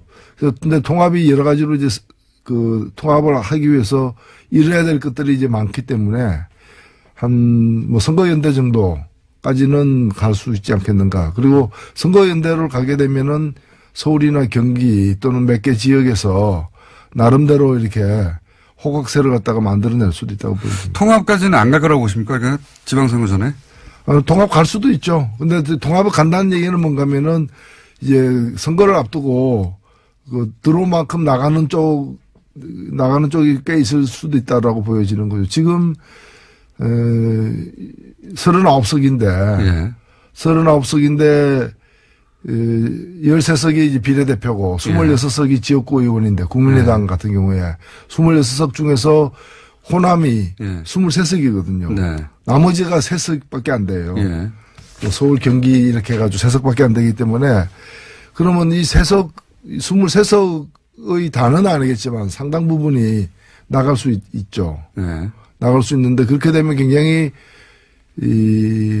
얻는 것이 더 클지, 잃는 것이 더 클지가 좀 애매한 상황이 되기 때문에. 근데 오히려 그렇게 이렇게 떨어져 나가도 상관없다고 하는 쪽인 것 같아요. 이제 통합 드라이브 쪽은. 네, 통합하면 호남에서도 지지율이 오른다라고 주장하는데 그거는 온전한 통합일 경우에 그런 것이고 그렇게 나뉘어지게 되면 얘기가 좀 달라지는 것이죠. 그런데 이제 중장기적으로 볼 때는 그게 낫다고 판단한 것 같습니다. 통합을 주장하는. 예, 지금 그걸 포기하더라도 네. 통합에서 가는 방향 그게 이제 중도 보수 진영에서 전체 범보수를 갖다 아우르겠다라는 이제 그런 장기적 구상이 있는 것 같아요. 보수의 적자, 새로운 보수의 적자가 나타났다. 이 프레임으로 안철수 대표가 그 자리를 쓸 수 있겠다고 생각한 것 같습니다. 그래서 자유한국당에서도 떨어져 나오고 해가지고. 그런 구상이 없다면 그냥 단순히 지방선거만을 위해서 이렇게 하는 건 말이 안 되니까요. 그렇죠. 지방선거는 그 시작일 따름인 거죠. 그래서 통합 드라이브는 계속 갈 것 같고, 과연 합의 이혼을 하느냐 안 하느냐, 예, 그건 저희가 박지원 가장 속사정을 박지원 대표에게 묻기로 하고요. 문재인 케어에 대해서 또 대한의사협회에서 집회를 가졌습니다. 이건 정의당 입장하고 또 정반대죠. 예. 예, 일단 문재인 케어의 핵심은 뭔가 하면은 이제 보장성을 갖다가 더 높이겠다는 겁니다. 그러니까 건강보험제도는 우리나라에서 실시되고 있는 이 복지제도 중에서 가장 효과가 있는, 이 재분배 기능이 가장 이렇게 실현되고 있는 것으로 다들 인정하고 있는 제도입니다. 제도인데. 비교적 잘 되고 있다, 전 세계적으로. 그렇죠. 잘 되고. 미국보다도 훨씬 나은 제도고요. 예. 미국의 그 오바마 케어라고 있지 않습니까? 예. 그걸 성사시키고 난 다음에 미셸 오바마 부인이 그 방송에 나와가지고 자기 남편 자랑을 한창 하다가 그래도 우리는 한국한테 멀었다 하면서 한국 제도에서 판타스틱 환상적이다 이렇게까지 얘기했던 부분인데 그러나 보장성이 한 63% 정도밖에 안 돼요. 이것도 유럽에 비하면 또 한참 처집니다. 그렇죠. 그래서 이걸 갖다가 장기적으로 한 80% 이번에 한 70%까지는 올리겠다라는 게 문재인 케어의 핵심인데 이것은 사실 의사들도 반대할 일은 아니에요. 다만 지금 의사들 입장에서는 뭔가 하면은 이 보장이 되고 있는 그 의료 수가가 자기들이 이제 너무 낮게 매겨져 있다는 불만이 있기 때문에 수입이 준다는 거죠, 한마디로. 그래서 수입을 갖다가 비급여 의료보험이 적용되지 않는 종목에서 수입을 많이 올렸어요. 근데 이거는 굉장히 부당한 거예요. 올리면서 이게 또 보면은 수가가 비급여 수가가 또 다 달라요. 그리고 이걸 공개를 안 하고 있어요. 맞습니다. 이거 공개 안 하는 바람에 실손보험료를 갖다 또 많은 분들이 많이 내고 있는 거거든요. 그래서 여러 가지 문제가 많기 때문에 비급여가 줄어드는 것은 정당한 일이에요. 정당한 일인데 비급여 줄어들면 이른바 이 잡수입이 줄어든다는 식으로 그래서 그러려면은 급여 항목에서 적정 수가를 보장해 줘야 달라. 그 얘기고 그 얘기는 나름대로는 할 수 있는 요구라고 저는 생각이 됩니다. 그러니까 생존권 차원에서 주장할 수 있죠. 예, 그래서 어찌 보면은 문재인 케어가 실시되면서 의사들의 반발은 예상된 것이고 의사들하고 이제 그 보건당국이 그러면 적정 수가가 어딘가 그 수가 재조정에 들어가야 되는 상황이고 들어가기에 앞서서 한번 이제 요구를 강력하게 휴일날 광화문에 모여서 한번 펼친 거죠. 이게 비싼 검사나 이런 것도 싸게 해주겠다. 정부의 얘기는 이거고요. 그러다 보면 의사들은 우리 수입이 줄어든다 이거예요. 복잡할 게 없습니다. 사실은 굉장히 어려운 용어들이 등장하지만 수입이 준다. 그렇게 하면 의사들은 그렇게 주장하고 있고 정부는 그 수입은 우리가 어떻게 보장할 수 있는지 연구를 해볼 텐데 어쨌든 방향은 지금 비싼 검사나 비싼 약 때문에 아주 중증 같은 경우에는 시민들이 어렵다. 그 보장을 더 많이 해주겠다 보고. 그렇죠. 이겁니다. 예. 그리고 아주 장기적으로는 그 보험료도 조금 더 올려야 돼요. 올리면서. 그렇죠. 우리 예. 보장성 한 80%까지 가려면은 보험료 인상도 불가피하다고 봅니다. 이걸 어려운 얘기 용어를 통해서 하는데 결국 그겁니다. 예. 일반 시민들 입장에서는 당연히 정부가 보장성 강화를 하는 게 좋고요. 의사들은 그렇게 해서 수입이 좀 줄면 이거 어떻게 보존할 거야? 이걸 정부에 묻고 있는 거예요. 예. 어려운 싸움이 아닌데 굉장히 거대한 명문들이 앞에 서 있어요. 돈 때문입니다. 예. 이유는 정의당 입장에서는 당연히 보장성이 더 강화돼야 한다는 것이고요. 예. 예. 그런 것이고 또 정부 얘기하니까 또 해수부가 어제 방해공작 했다. 실제 세월호 특조위 활동을 방해했다. 구체적으로 이런 결론을 내놨죠. 이런 의혹은 굉장히 많이 있었는데. 예, 의혹이 사실로 드러난 것이죠. 드러난 것이고, 정말 이건, 그래도 공권력인데, 예. 아무리 뭐 정권이 달랐다고는 하지만 공권력이 국민을 위해서, 존재하는 기관이 아니라 국민을 억압하는 그런 기관으로서 역할했다는 데 대해서는 이거는 앞으로도 이런 일을 재발을 방지하기 위해서 엄정하게 조사를 해서 처벌할 건 처벌해야 된다고 봅니다. 해수부가 사실은 해상사고가 났으면 진실을 밝힐 의무 책임이 있는 부처인데 예. 그걸 방해한 거죠. 당시 박근혜 대통령에게 피해가 갈까 봐. 그것도 청와대의 지시를 받은 그런 정황이 있고 그렇게 해가지고 이제 당한 건 국민이죠. 그중에서도 실제 아이들이 죽고 그 유가족들이 무슨 죄가 있습니까? 유가족들이 가장 큰 상처를 받았던 것이죠. 그러니까요. 예. 예. 무슨 죄가 있습니까? 근데 그거를 정부가 했다는 거예요. 유가족들을 괴롭히고 특조위 활동을 막고 의혹이었는데 이제 최근에 이 흐름은 그 의혹들이 다 사실로 드러나는 국정 관련해서 그렇고 해수부 관련해서도 그렇고 그 중에 하나입니다. 예. 그리고 또 연결해서 또 하나가 그 정부가 제주의 해군기지 반대 운동을 했던 강정마을. 이거 진짜 오래된 거죠, 이것도. 예. 이명박 정부 시절부터 시작된 건데. 강정마을을 상대로 해서 정부가 34억짜리 구상권 청구 소송을 냈었어요. 오랫동안 괴롭혔죠. 예. 근데 이거는 이제 문재인 정부는 그 청구 소송을 취하하기로 했거든요. 예. 여기 대해서 이제 보수 신문들은, 매체들은 당연히 법치주의 훼손됐다. 불법 시에 면죄부 줬다 비판하고 있습니다. 불법 시에 면죄부를 주고 또 그 불법 시꾼들이 부담해야 될 34억을 탕감해 줌으로써 예. 국민 세금이 들어가게 됐다. 예. 지연된 저는 황당무계한 얘기라고 생각되고요. 예. 그리고 그 구상권이라는 건 그 당시 정부의 일방적 주장이죠. 예. 일방적 주장이고 그런 식으로 따지면은 이쪽은 그럼 손해본 거 없습니까? 그 강정마을에 주민들의 동의 없이 해군기지를 만든다고 하는 과정에서 그 주민들이 받은 피해, 생업이 전폐되다시피 하고 서로 갈등이라거나 재산상 손실이라거나. 공동체 파괴됐어요, 완전히. 그럼요. 그거 다 합치면은 그보다 더 큰 금액일 수도 있는 것이고. 거꾸로 저는 정부를 상대로 소송을 해야 된다고. 예, 생각합니다. 그렇죠. 그리고 또 하나는 뭔가면은 구상권 같은 걸 이제 청구하려면은 예. 4대강 망친. 예. 이명박 전 대통령 그리고 4대강 사업 좋은 거라고 이렇게 여론을 호도했던 언론사들 예. 이 사람들에게도 구상권 청구해야죠. 요 보수 신문들이 다 구상권 대상이 됩니다. 그렇죠. 예. 그렇기 때문에 이건 저는 늦었지만 예. 문재인 정부 들어서서 제대로 문제를 갖다가 지금 과거의 엉킨 문제를 좀 풀어가는 과정이라고 봅니다. 그때 당시는 이제 정부가 하는 일을 주민들이 감히 방해해 앞으로 다시는 그런 일이 없도록 돈으로 괴롭히겠다는 거거든요. 34억을 어떻게 냅니까 주민들이. 말도 안 되는 건데 괴롭히려고 한 거죠. 괴롭히려고. 어찌 보면 우리 저항권이라고 볼 수 있는데 네. 당연히 이제 잘못됐다고 여겨지는 또는 제대로 절차를 밟지 않고 진행되는 일에 대해서 그걸 반발할 수 있는 것이죠. 그걸 이제 막기 위해서 이렇게 돈으로다가 지금 이 똑같은 일이 어디서 벌어지고 있는가 하면은 노동자들의 파업에 대해서 예. 손해배상 청구를 하고 있는 거예요. 이것도 이명박 정부 때부터 이렇게 시작된 맞습니다. 일이거든요. 그리고 예. 유엔 인권위원회에서 그거 그만하라고 하지 말라고 이렇게 계속해서 이제 지적받고 있는 일이거든요.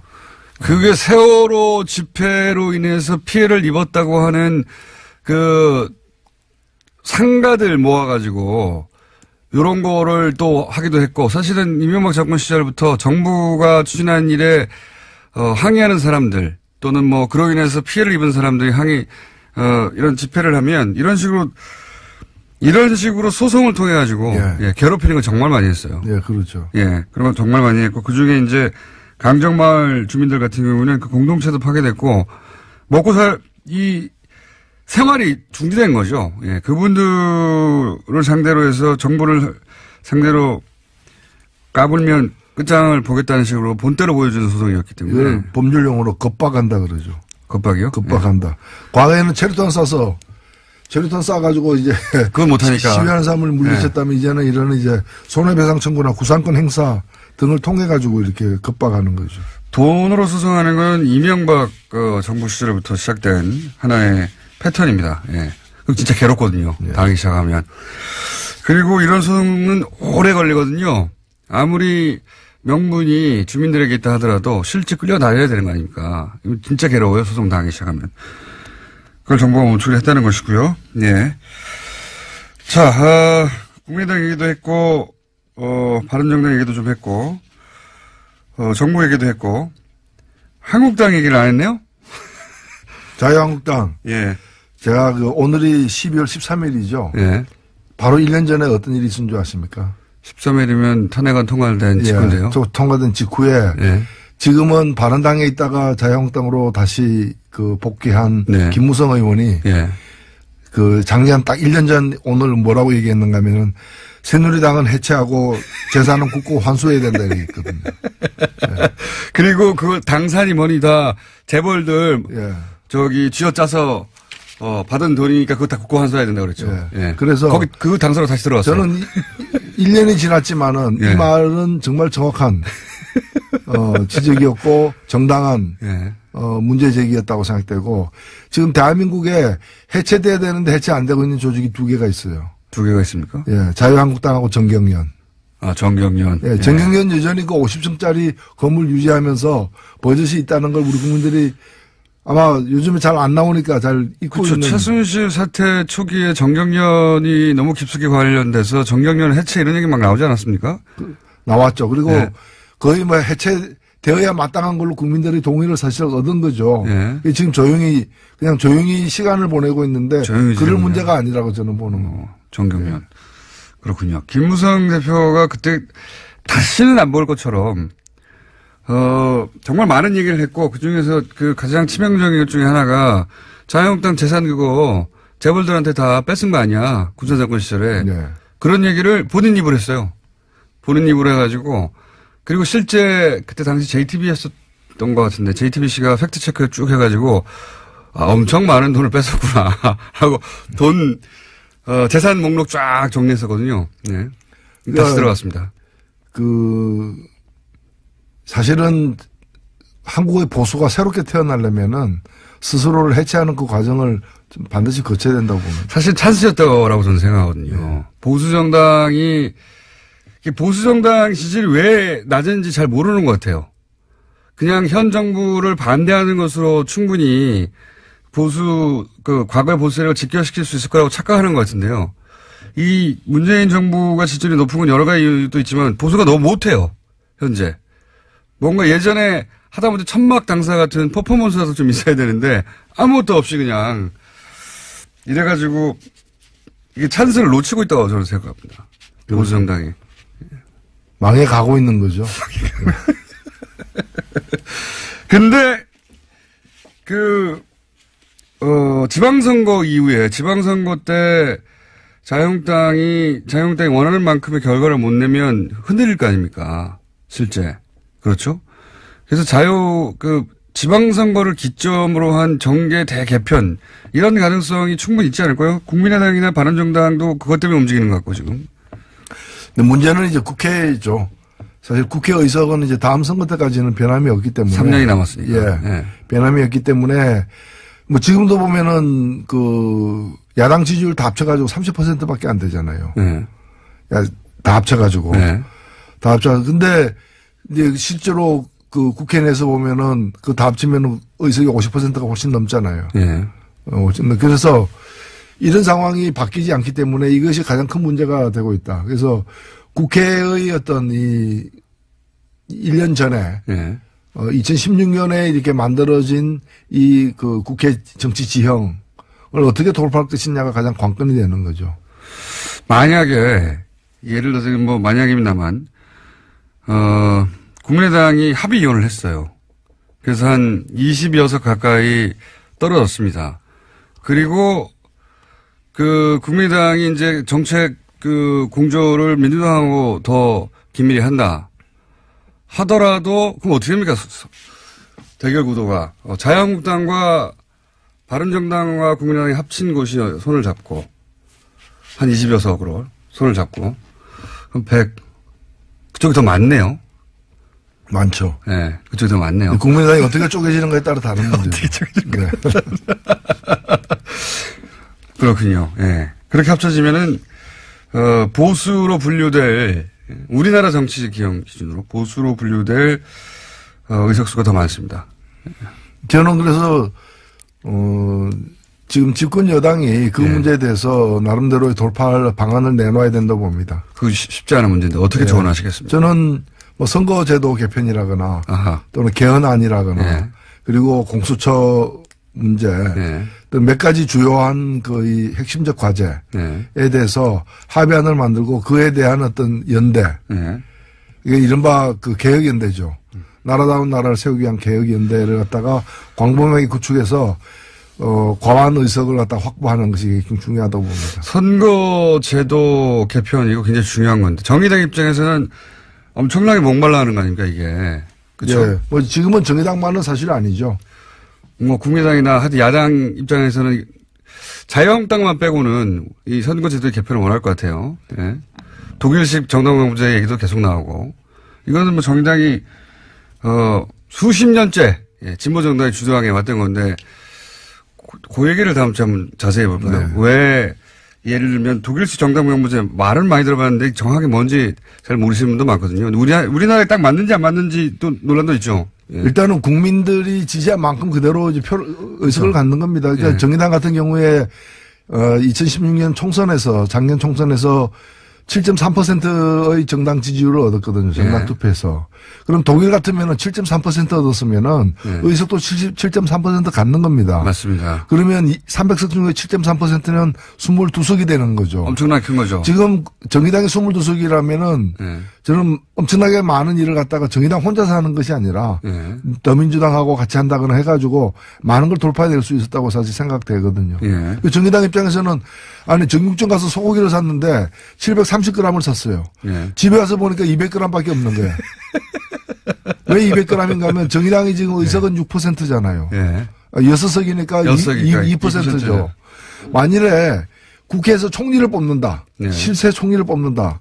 그러면 국민들의 7.3%가 정의당에게 자기를 대신해달라고 이렇게 표를 위임했는데 정의당이 국회 내에서 대변할 수 있는 것은 2%밖에 안 된다는 거죠. 5%가 없어져 버렸어요. 그래서 이건 정의당만이 아니라 어떤 정당이든 민심을 얻은 만큼 국민으로부터 지지를 받은 만큼 권력을 행사하는 그런 선거제도로 그것이 독일식이든 영국식이든 무슨 식이든 간에 뭐 영국식은 아닙니다만은 연동형 비례대표제라고도 부르는 그런 선거제도로 바꾸는 것이 일단 공정하다는 거죠.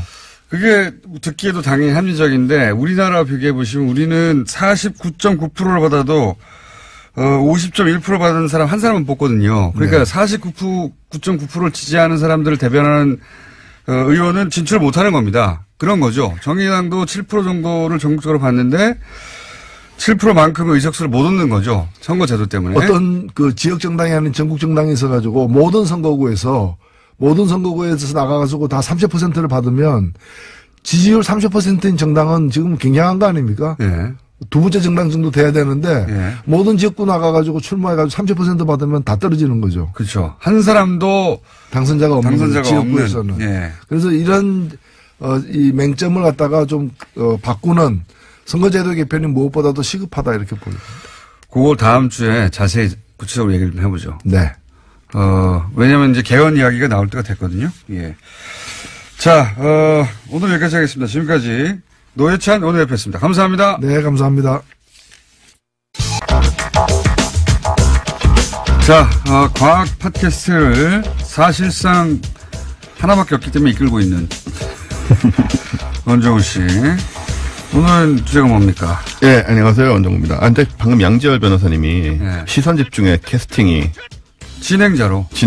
예, 게스트가 아니라. 그러니까 캐스팅. 예, 캐스팅이, 진행자로 캐스팅이 일단 임시로 됐다라고. 임시로. 예. 저는 뭐 임시로 끝날 거라고 봅니다만. 예. 예, 뭐, 저한테도 연락들 주시면 제가 어디든 나가서, 뭐 임시든, 뭐, 레귤러든 열심히 하겠습니다. 네. 오늘은 성탄절도 다가오고 또 겨울하면 어쩐지 커플의 계절 이런 느낌이 왠지 좀 있어요. 뭐 실제로 그런지 모르겠는데.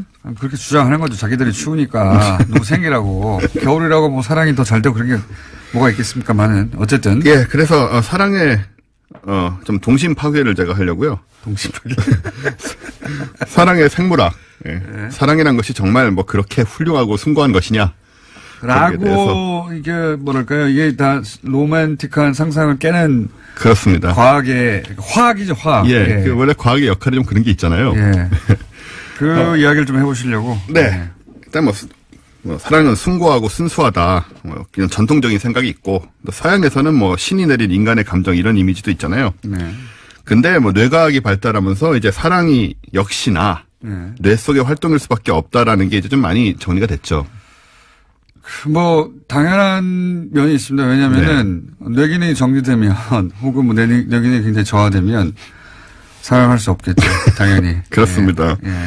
이게 뭐 심장에서 일어나는 일도 아니고 결국 뇌 속의 호르몬, 뭐 신경 전달 물질 이런 것의 역할이 사실 로맨스 파괴 주제가 되겠습니다. 그렇습니다. 네. 그래서 어떻게 됐다는 겁니까? 일단 과학자들은 사랑은 우리가 이제 감정 희노애락 계통의 감정하고는 되게 달라요. 우리 같은 감정이라고 생각하는데 사랑은 이제 호르몬의 화학적 영향이 거의 다라고 봐도 과언이 아니다. 그래서 굳이 따지자면 사랑은 배고픔이나 목마름과 비슷한 상태입니다. 본능의 영역이군요. 예, 그 감정하고 달라요. 일반 감정하고. 그리고 사랑에 우리가 빠지면 가장 즉시 작용하는 호르몬이 다들 한번 들어보셨을 거예요. 도파민이라는 거거든요. 이 도파민은 마약입니다. 네. 마약 성분과 같은 역할을 한다는 거죠. 같은 코카인과 거의 같은 역할을 하고요. 쾌감 호르몬이고, 그래서 이제 이 호르몬이 분비가 막 되면서 이제 굉장한 기쁨을, 사랑의 기쁨이라는 건 사실 이것의 역할인 거죠. 그리고 중독도 되고요. 그래서 사랑에 중독되는 것 역시 이제 이 마약의 뇌내 마약의 역할이다. 그리고 또 마약처럼 일정 정도 중독되고 나면 무덤덤해지기도 내성이 하고, 생깁니다. 내성이 생기기도 하는 것이고, 그래서 이제 그 내성에 의하여 이혼 시기가 결정되기도 하고, 그렇죠. 결별 시기가 결정되기도 하고, 그걸 막는 게 이제 그 사회 제도와 윤리와 기타 등등의 제도가 탄생하게 된 거죠. 그렇습니다. 그게 없으면 이제 이 약이 떨어지면 효과가 떨어지고. 근데 웃긴 게 뭐냐면 이 도파민도 이 내성이 생기는 것도 한 사람에게만 내성이 생겨요. 다른 사람이 생기면 다시 도파민이 확 올라옵니다. 네. 예, 이런 이상한 짐승이죠, 짐승. 그리고 우리 소위 콩깍지 낀다는 거 있잖아요. 예. 콩깍지 낀다는 거는 페닐에틸아민이라는 호르몬이 그 역할을 하는데 이 호르몬이 분비가 되면 평범한 사람 특별해 보이고 콩깍지의 전형적인 증상이죠. 단점이 잘 안 보인다. 모든 게 너그럽게 보인다. 이게 이제 페닐에틸아민이 만들어내는 뇌내 현상이죠. 근데 또 저런 종류의 사람도 있어요. 엄마가 아기를 안고 있으면 제가 이름이 생각이 안 나는데 그때 분비 옥시토신이겠죠. 예, 맞습니다. 그 호르몬이 있는데 그게 이제 요 도파민의 그 분비 시점이 지나고 나서 요 옥시토신이 분비되면 안정적인 관계를 통해서 좀 다른 종류의 사랑을 느끼게 된다. 뭐 이런 해석도 있습니다. 옥시토신에 대한 연구가 여러 가지가 있었는데 원래는 말씀하신 대로 이제 모성의 호르몬이라고 원래는 그런데 근데 이게 이제 이후의 연구에 의해서 그 남녀 간의 스킨십에도 깊이 관여를 한다고 또. 안정적인 관계. 도파민이 이제 막 불타는 관계에 관여한다면 안정적인 관계는 이 호르몬이 관여한다라고. 그런 얘기가 있죠. 예, 그런 얘기가 또 뇌과학자들 사이에 나온 적이 있는 걸로서. 예. 그 다음에 이제 남자들이 왜, 뭐, 내 여자 지킨다 뭐 이런 소리 하잖아요. 네, 사실은 잘 못하지만. 그때 사용되는 호르몬이 남자들이 사실 제대로 하는 게 별로 없어요. 이 사회에 예, 제대로 하는 게 별로 없습니다. 그리고 짐승이 가깝기 지킨다는 때문에. 것도 뭐 어떻게 지킨다는 얘기인지도 모르겠고요. 예. 요즘 같은 세상에서. 어쨌든 바소 자기 프레신. 앞가림이나 잘하라고 하시는 맞습니다. 남자들은. 네. 예, 뭐 소리나 지르지 말고. 예. 바소프레신이라는 호르몬이 바로 그 역할을 하는데 예. 이게 남성형 애정 호르몬이라고. 예. 근데 이 바소프레신의 훌륭한 점은 이게 많이 분비되는 사람은 다른 이성에게 한눈을 안 팔아요. 즉 바람기를 막아준다. 바람기. 예. 야, 이거 약으로 제조해야 되겠네요. 여성들의 청원에서 약으로 제조돼야 될.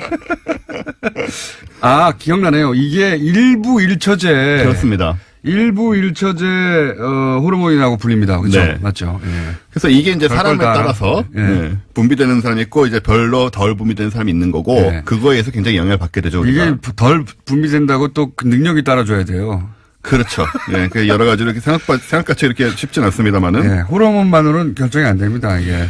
그래서 이 바소프레신은 이제 다른 이성에게 한눈을 팔지 않는다는 얘기는 자기 영역권 안에 있는 사람에 대한 집착이 큰 거예요. 그러니까 내 가족이다, 내 뭐 여자다, 뭐 남자다. 뭐 요거 이렇게 많이 나오면은 또 의처증이나 의부증으로 갈 수도 있겠네요. 그럴 수도 있겠죠. 예. 그러니까 적당히. 약 조절 잘해야 되겠네요. 네. 만드실 때. 그러니까 요게 또 나이가 들면서 떨어지면 예. 굉장히 안 그러던 사람이 또 이렇게 바람기가 생기기도 하고. 황혼 이혼으로 갑니다. 그렇게 그렇습니다. 예. 그런 식으로 우리가 호르몬에 많은 영향을 받고 있다. 그리고 이게 딱 재밌는 게 저도 제법 됐는데 이 관심이 있어서 한번 들여다본 적이 있는데 네. 이게 또 아미노산 결합물이에요. 다. 쭉 이렇게 들여다보다 보면 야 이거 결국 뭐 아미노산이냐? 우리가 아미노산에 의해서 아미노산은 그냥 화학 실험실에서 하는 약물 그 물질 같은 느낌이 강하잖아요. 그렇죠. 예. 네. 뭐 우리가 사실은 그렇습니다. 그러니까 뭐 사랑 뭐 겨울에 커플하고 그렇게까지 뭐 그렇게 의미를 둘 필요가 없다는. 오래 지나지 않아서 저는 이걸 강화하는 약물이 나오지 않을까. 그럴 수 있을 것 같아요. 예. 예. 이걸 놓칠 리가 있는가. 제약회사들이. 지금까지 안 나오는 게 신기하죠. 마지막 약물 그러면서. 네. 그래서 이제 이거를 바람기가 있는 배우자 일 경우에 제약회사로부터 사가지고 몰래 약에 타는 거죠. 그렇죠. 상대방의 음식에 계속. 그래서 일부 일처제 호르몬 이런 거 계속 타가지고 예. 근데 이제 요즘에 네. 이제 이런 관점에 또 좀 상당히 세기를 박은 실험이 하나 있었는데 왜 여성분들 피임약 드시잖아요. 네. 피임약을 먹으면 이상형이 바뀌어요. 그런 연구 결과가 있습니다. 예, 영국 스코틀랜드 스털링 대학에서 네. 이 피임약을 복용하는 만 18세에서 24세 여성 18명 네. 그리고 복용하지 않는 37명을 대상으로 취향 조사를 했거든요. 그러니까 그 전과 후를 비교를 했다. 그렇죠, 그렇죠. 네. 그 조사에 사용된 얼굴은 이제 컴퓨터 그래픽으로 남녀 20명의 사진을 합성했어요. 네. 그리고 모니터에 이제 매력적이라고 생각하는 얼굴을 선택하도록 한 거죠. 네. 그 결과 피임약을 복용하지 않은 그룹은 두 차례의 조사에서 전부 남성적인 얼굴에서 매력을 느끼는 것으로. 동의를 했는데. 그렇죠. 예. 근데 피임약을 복용한 경우에는 복용 전에는 남성적인 얼굴의 매력을 느끼다가 예. 복용 후에는 이 비율이 매우 낮아지게 됩니다. 아, 유의미한 변화가 있더라. 그렇죠. 그러니까 남성적인 얼굴이라는 건 각지고 좀 이렇게 그런 거잖아요. 털 수염 많고 뭐 이런 거요. 그러니까 호르몬의 작용 때문이다. 네. 예. 그래서 이걸 어떻게 해석할 수 있냐면 임신 가능성이니까는 피임약을 안 먹고 임신 가능성이 높아지는 기간에는 남성적인 외모에 끌리는 그런 경향, 여러 가지 번식이라든가 이런 욕구 때문이죠. 네. 그러다가 피임약으로 이제 임신 가능성이 낮게 되면 이성 취향까지 훨씬 덜 남성적 혹은 좀 여성성 자기가 익숙한 모습으로 변하는 겁니다. 그래요? 네. 그래서 이제 결국은 이 이상형 혹은 남성을 보는 기준 혹은 이것도 역시 호르몬의 작용이 그런 거죠. 명백하다라고 하는 그렇습니다. 방증이 되는 연구 결과다. 네. 남자들을 바꾸는 무슨 약은 없어요? 쉽지 않을 것 같아요. 남자들이란 건 원래 단순하고 강렬해서 원래 단순한 게 고치기가 힘들어 이게. 그렇습니다. 약간 미미하고 복잡해야 되는데. 예. 그래서 우리가 이제 순수한 사랑이라고 느끼는 감정의 거의 전부가 호르몬 작용이 아니겠느냐. 강력한 호르몬 작용 아니겠냐. 근데 말씀하신 대로 반대로 생각하면 호르몬을 조절하면 사랑의 감정을 일으키거나 없앨 수도 있지 않을까. 그래서 저는 이게 이제 뭐랄까요. 우리 인식에 반하기 때문에. 네. 사랑이라는 감정이 워낙 순수하고 사랑이라는 감정이 위대하고 이런 그렇죠. 이제 그런 믿음을 강화시켜 왔잖아요. 문화적으로. 네. 그런데 이게 호르몬 조정으로 약물로 조정을 안 할 수 있다 그러면 이게 상상이 깨지는 건데 그래서 지금까지 이런 이야기 안 나온 게 아마 그런 문화적인 압박이 좀 있는 것 같아요. 왜냐하면 저항 심리가 있겠죠. 네. 약을 먹어서 사랑하게 된다거나 안 하게 된다거나 혹은 뭐 일부 일처제 이게 예. 그 납득 뭐랄까 용인이 잘 안 되는 거죠. 그렇죠. 이제 좀 사람에 따라 불쾌할 수도 있고. 네. 그래서 이런 연구들이 실제로 사랑의 신비를 제거하고 뭐 사랑을 신체 활동으로 전락시킨다는 주장이 많이 있는데 특히 이제 1975년에 이제 네. 그때쯤부터 뇌과학으로 사랑을 연구하기 시작했어요. 이 연구를 한다고 하자 미국의 상원의원인 윌리엄 프록스마이어라는 사람이 있는데 이 양반이 이제 의회에서 아예 2억 명의 미국인들이 수수께끼로 남겨놓고 싶어하는 것 중에 으뜸이 어떻게 우리가 사랑에 빠지는지 문제인데 네. 이거를 우리가 과학적으로 연구하려고 난 절대 반대다. 네. 이렇게 이제 공언을 하면서 아주 반대를 하기도 했어요. 이런 정서가 이제 누구에게나 조금씩 있는 거죠. 맞습니다. 이런 화학 물질을 연구하는 과학자들이 그럼 사랑은 잘하느냐? 그럴 리가 없다고 봐요. 그거하고 상관없죠, 사실. 아무 상관 없습니다. 도파민의 역할이구나. 그걸 이해하는 것과 실제 사랑을 잘하는 것과는 아무 상관이 없다. 아무 상관이 없습니다. 예. 그래서 약물이 나올 것 같다. 네. 그래도 생각해보면 이제 우리가 이게 뭐 뇌 활동, 이거 호르몬 활동이라고 해서 감정 자체가 없어지는 건 아니잖아요. 그리고 이걸 자기 마음대로 조정할 수 있는 것도 아니에요. 조정할 수 있는 것도 아니고. 불가항력적인 면이 있습니다. 네. 예. 어쨌든 원인이 무엇이든 뭐 행복과 즐거움을 주니까 호르몬 역할이든 뭐든 간에 사람들은 계속 뭐 사랑에 목을 메고 올겨울에도 다 알겠죠. 커플로 행복할 근데 약이 나오면 이제 누가 사랑한다 그러면 약 먹었어 그러겠죠. 그러겠죠. 네. 좀 여기까지 하겠습니다. 원종우 씨였습니다. 안녕. 종합하면 구속할 사유와 필요성, 상당성을 인정하기 어렵다라는 겁니다. 계속 보던 문구인데 구체적인 내용은 저희가 또 영장 해설 전담판사가 대기하고 있기 때문에 이게 뭐 그 김관진 석방 때부터 쭉 이어지는 흐름이죠. 이명박 전 대통령 관련해서 김관진, 임관빈, 김태효까지 사실은 한 단계만 넘어가면 이명박 전 대통령한테 네, 그렇죠. 건너가기 직전에 피의자들인데 이건 군이 대선에 개입한 사건이거든요. 네, 심지어 실무 책임자 같은 경우에 2심까지 징역형이 나왔습니다. 이태하 심리전단장이라고요. 실무 책임자들은 이미 범죄 사실이 인정됐는데 법원에서 그렇죠. 그 예. 지시한 사람들이 다 풀려나는 거예요. 그리고 이 김태효 전 기획관 같은 경우에는 소년 책사로 불렸거든요. 왜 소년 책사로 불렸냐면 2년이 오래됩니다. 서울시장 시절, 그 시절 굉장히 젊었을 때부터 최측근이었거든요. 그러니까 이 사이버 사령부가 대선에 개입한 사건, 그 관련 회의의 주재자였어요. 네, 관련 문건도 나왔습니다. 네, 그 주제를 하고 바로 대통령한테 보고하는 사람이었는데 딱 여기서 끄는 거죠.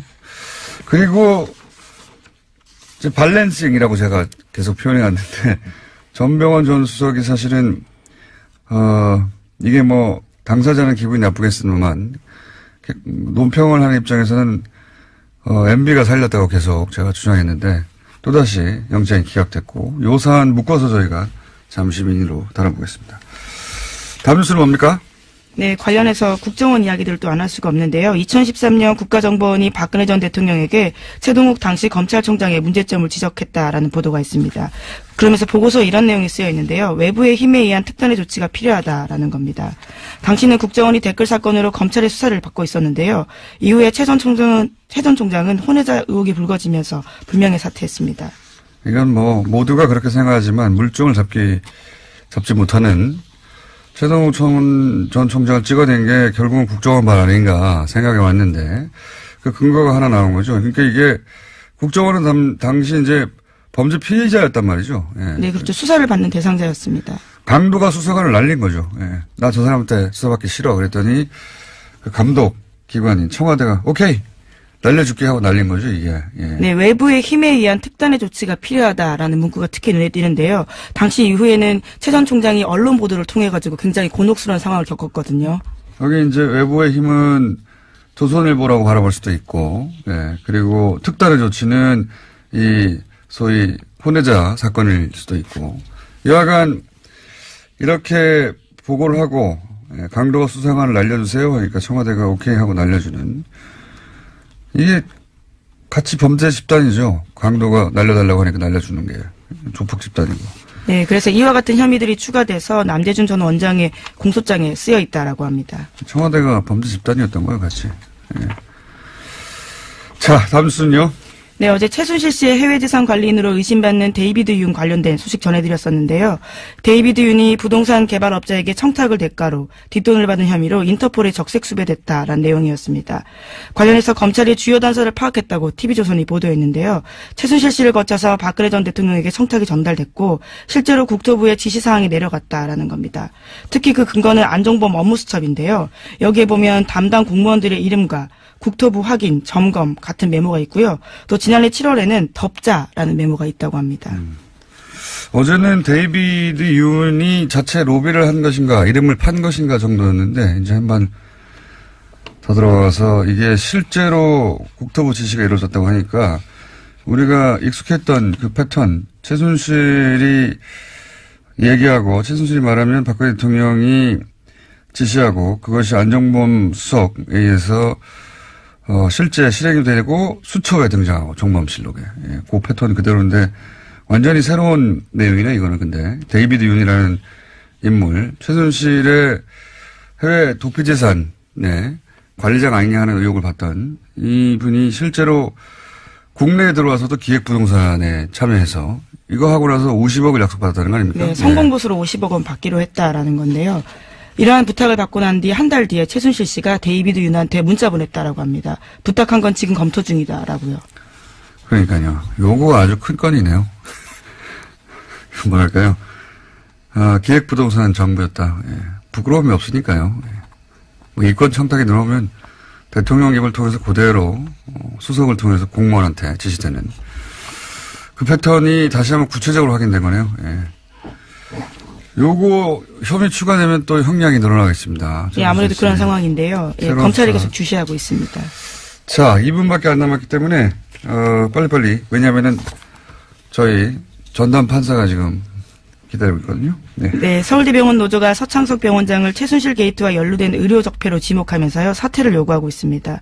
또 무기한 파업에 들어갔는데요. 비정규직의 정규직 전환도 요구하고 있습니다. 서 원장 같은 경우에는 박근혜 전 대통령 주치 이루스요 비선 의료진을 묵인했다라는 의혹을 받고 있습니다. 묵인 정도가 아니라 뭐 굉장히 많이 등장하죠 사실. 근데 이분이 아직도 병원장이었군요. 예. 무기한 파업 뭐 서울대 병원 입장에서는 당연한 것 같고요. 자, 다음 뉴스는요. 네, 자유한국당 신임 원내대표로 뉴스공장 게스트인 김성태 의원이 선출됐습니다. 김성태 신임 원내대표는 표결에 참여한 자유한국당 의원 가운데 과반 이상의 표를 얻어서 55표인데요. 이번에 신임 원내대표가 됐습니다. 한 표 차이로 과반을 통과했어요. 아주 아슬아슬하게. 저희 고정 코너인 내부자들 어떻게 될까요? 예. 내일 결정되나요? 저도 모르겠습니다. 오늘 통화해 보려고요. 자, 다음은요. 네, 자유한국당은 어제 검찰이 최경환 의원을 상대로 체포동의 요구서가 접수되자 표결에 참여하지 않겠다라는 방침을 정했습니다. 장제원 수석 대변인이 밝힌 바인데요. 자유한국당 의원들은 체포동의안 투표에 참여하지 않는 것이 정당하다면서 그런 선례를 만들었으면 좋겠다는 차원에서 안 한다라고 밝혔습니다. 친박이 아니라 친홍이었으면 지금 전면 투쟁 나섰겠죠. 예, 지난 며칠 전에 저희 예상한 바입니다. 예. 가라 이거죠. 이것은 체포동의안이 통과되라는 겁니다. 예. 이 표결에 참여하는 정당, 정의당, 바른정당, 예. 그리고 여당, 국민의당도 통과시킬 대상자니까요. 예, 물론 이렇게 설명하고 있습니다. 의원 개인들이 적극적으로 설명하고 극복해 나가길 바란다는 마음이다. 라고요. 너 혼자 해보라는 거 아니죠. 예. 너 혼자 잘 해보고 가라 이런 얘기입니다. 다음 뉴스는요. 네, 국민의당과 바른정당, 부산시당이 내년 6월 지방선거 때 후보 단일화를 추진하기로 했습니다. 두 당의 부산시당은요, 그제 부산시 의회에서 기자회견을 열고 정책 선거연대 협의체 구성 공동 합의문을 발표했습니다. 그리고 내일 부산시 의회에서 안철수, 유승민 대표와 의원들이 세미나를 열기도 합니다. 첫 사례네요. 예, 선거연대 한다고 계속 얘기해봤는데, 근데 관련해서 리얼미터가 실시한 부산시장 적합도 여론조사 결과가 재밌습니다. 네. 1, 2, 3위는 이제 친여 성향의, 지금 현재 친여당 성향의 인물들이고, 쭉 보다 보니까 꼴찌에 국민의당 안철수 대표가 있어요. 이거 네, 하위권이라고 할 수 있는데요. 이게 꼴찌예요, 꼴찌. 생각해보면. 왜냐하면 수치를 제가 말씀드릴 수는 없는데 바른정당의 모 의원과 제가 자세한 수치를 말씀드릴 수 없어서 그냥 수치를 빼고 말씀드리면 0.1% 차이거든요, 지금. 부산 출신인데. 자, 어쨌든 처음으로 국민의당과 바른정당 후보 단일화 추진하기로 했다. 해서 관련 여론조사도 지금 언론에 등장하고 있다. 네. 오늘 여기까지 해야 될 것 같습니다. 시간이 부족하네요. 네, 그러시죠. 하나 더 있는데요. 정부의 강정말 구상권 소송 철회가 있었다라는 소식 짧게 전해드리겠습니다. 보수정당이 이제 전선을 형성하려고 할 뉴스겠네요. 네, 문재인 대통령 공약이기도 했습니다. 이게 당시에 주민들에게 아무런 동의도 받지 않고 추진했던 것이고 그래서 주민들이 나섰더니 전문 시위꾼들이 합류했다면서 네, 그런 식으로 보도했었죠. 주민들한테 동네 주민들은 34억 내놓으라는 거거든요. 이건 그냥 박근혜 정부 시절에 박근혜 정부가 하는 일에 시비 걸면은 끝장 본떠러 보여주겠다. 패가 망신하게 만들겠다는 소송이었죠. 당연히 철회해야 되는 건데. 요걸 이제 그 전선으로 만들어 보려고 보수 매체는 나설 거라고 봅니다. 자, 여기까지 하겠습니다. 시사인의 김은지였습니다. 감사합니다. 바로 이어서군요. 예. 법무부인 동안의 사무장, 뉴스공장의 영장 전문 해설 전직 판사. 이정열 전 부산판사 연결됐습니다. 안녕하십니까? 네, 안녕하십니까? 네. 예상하셨겠지만, 네. 자, 그동안 도모 반복을 쭉 해왔기 때문에 흐름의 관점에서 한번 짚어주십시오. 예. 그러니까 흐름에서 공장장님 말씀하신 대로 충분히 예상이 됐었는데요. 네. 검찰이 보고 있는 그 구조가 영장 청구서들을 쭉 보면 그런 것 같더라고요. 지금 이제 이 군이 그 정치에 관여를 하는데 댓글을 통해서 지시한 총책임자는 이명박 전 대통령. 예. 그다음에 이제 군이 관여를 하니까 실행을 담당하는 쪽이 군인데 그 군 쪽에서 실행 부분의 총책임자는 김관진 전 국방장관. 네. 그런데 지금 이제 오늘 그 영장 청구 기각된 김태효 전 전략기획비서관은 이 청와대하고, 그러니까 이명박 전 대통령과 김관진 전 장관을 연결하는 꼴이죠. 그렇죠. 그런데 총책임자가 지금 적부심에서 나왔어요. 예. 그러면 연결고리 정도밖에 안 되는 사람을 구속하는 건 형평이 안 맞잖아요. 예. 그러니까 그 김관진 전 장관이 석방될 때 이분도 당연히 안 들어가지 않겠느냐라는 그런 생각이 들었고, 그래서 이건 결국은 근원을 따져보면 김관진 전 장관 석방을 시켜놓은 그 무리수가 이게 유발하는 악영향이 아니냐. 그렇게 저는 생각이 드네요. 저희가 보기엔 무리수 거기서 보면 승부수였던 것 같아요. 예. 그렇죠. 승부였죠. 네. 이렇게 말들이 많고 논란이 있고 비난 여론이 있더라도 이렇게 한번 석방해 놓으면 나머지가 편하다. 쭉쭉쭉 그렇죠. 다 연결해서 기각해 버리면 되니까 그 관점에서 기각이 된 것으로 보이고요. 왜냐하면 지금까지 쭉 지적해 왔던 이렇게 기각한다는 게 말이 되느냐 하는 부분들이 다 들어가 있거든요. 그렇습니다. 친구가 다 모였다. 이거 말이 되냐, 친구가 다 모였다고 푸는 게부터 시작해서 저희가 쭉 다뤄봤던 거주가 어쩌고 하는 것도 네네. 안녕하세요, 김호준입니다. 어제 해수부는 그동안 의혹으로만 제기됐던 해수부의 세월호 특조위 활동 방해가 사실이었음을 확인했습니다. 박근혜 정부의 해수부가 특조위 활동을 방해한 건 아예 조사가 시작되기도 전부터죠. 상임위원들이 임명장을 받은 건 2015년 3월 5일, 시행령이 공포된 것은 5월 11일.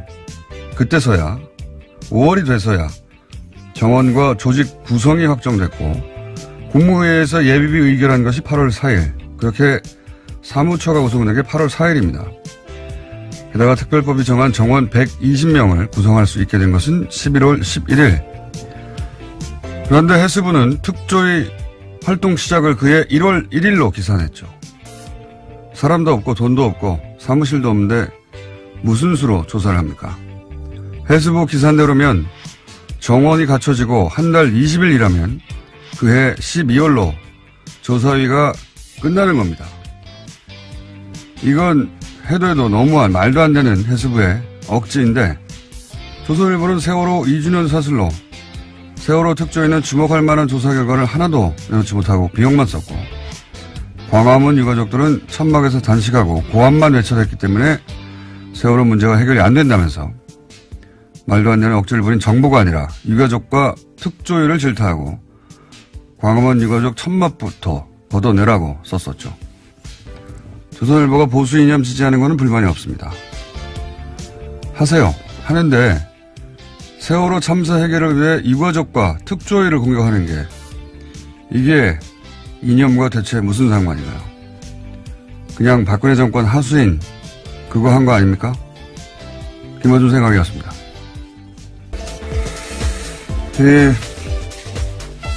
해수부가 방해한 게 이제 사실로 밝혀졌어요. 예. 네, 어제 해수부가 공식적으로 발표를 한 건데요. 감사관실의 자체 조사다라고 합니다. 요사는 저희가 잠시 후에 당시 특조위 관계자 연결해서 자세한 내용 들어볼 텐데, 중요한 건 이게 해수부 자체 판단으로 할 수 있는 일이 아니라는 겁니다, 이게. 예, 당시 박근혜 정부 때 말씀하시는 거죠? 그렇죠. 여기 이제 어제 조사 결과로 나온 것도, 아예 문건을 만들어서, 예. 그렇죠. 대응 문건이 있었습니다. 문건 보면은 여당 추천 위원 전원이 사퇴 또는 뭐 성명, 기자회견 이런 내용이 문건으로 있는데 이 문건이 나왔던 당시에는 해수부가 부인했죠. 자기들이 만든 거 아니라고. 근데 해수부가 어떻게 여당 추천 의원 전원 사퇴를 자기들 마음대로 결정합니까? 예. 그리고 이건 장관도 결정한 게 아니라고 봐요. 박근혜 정부 시절에 장관이 무슨 의미냐요? 예. 박근혜 대통령이 최순실이 써준 월급은 그거 받아쓰기 했어요. 장관들은.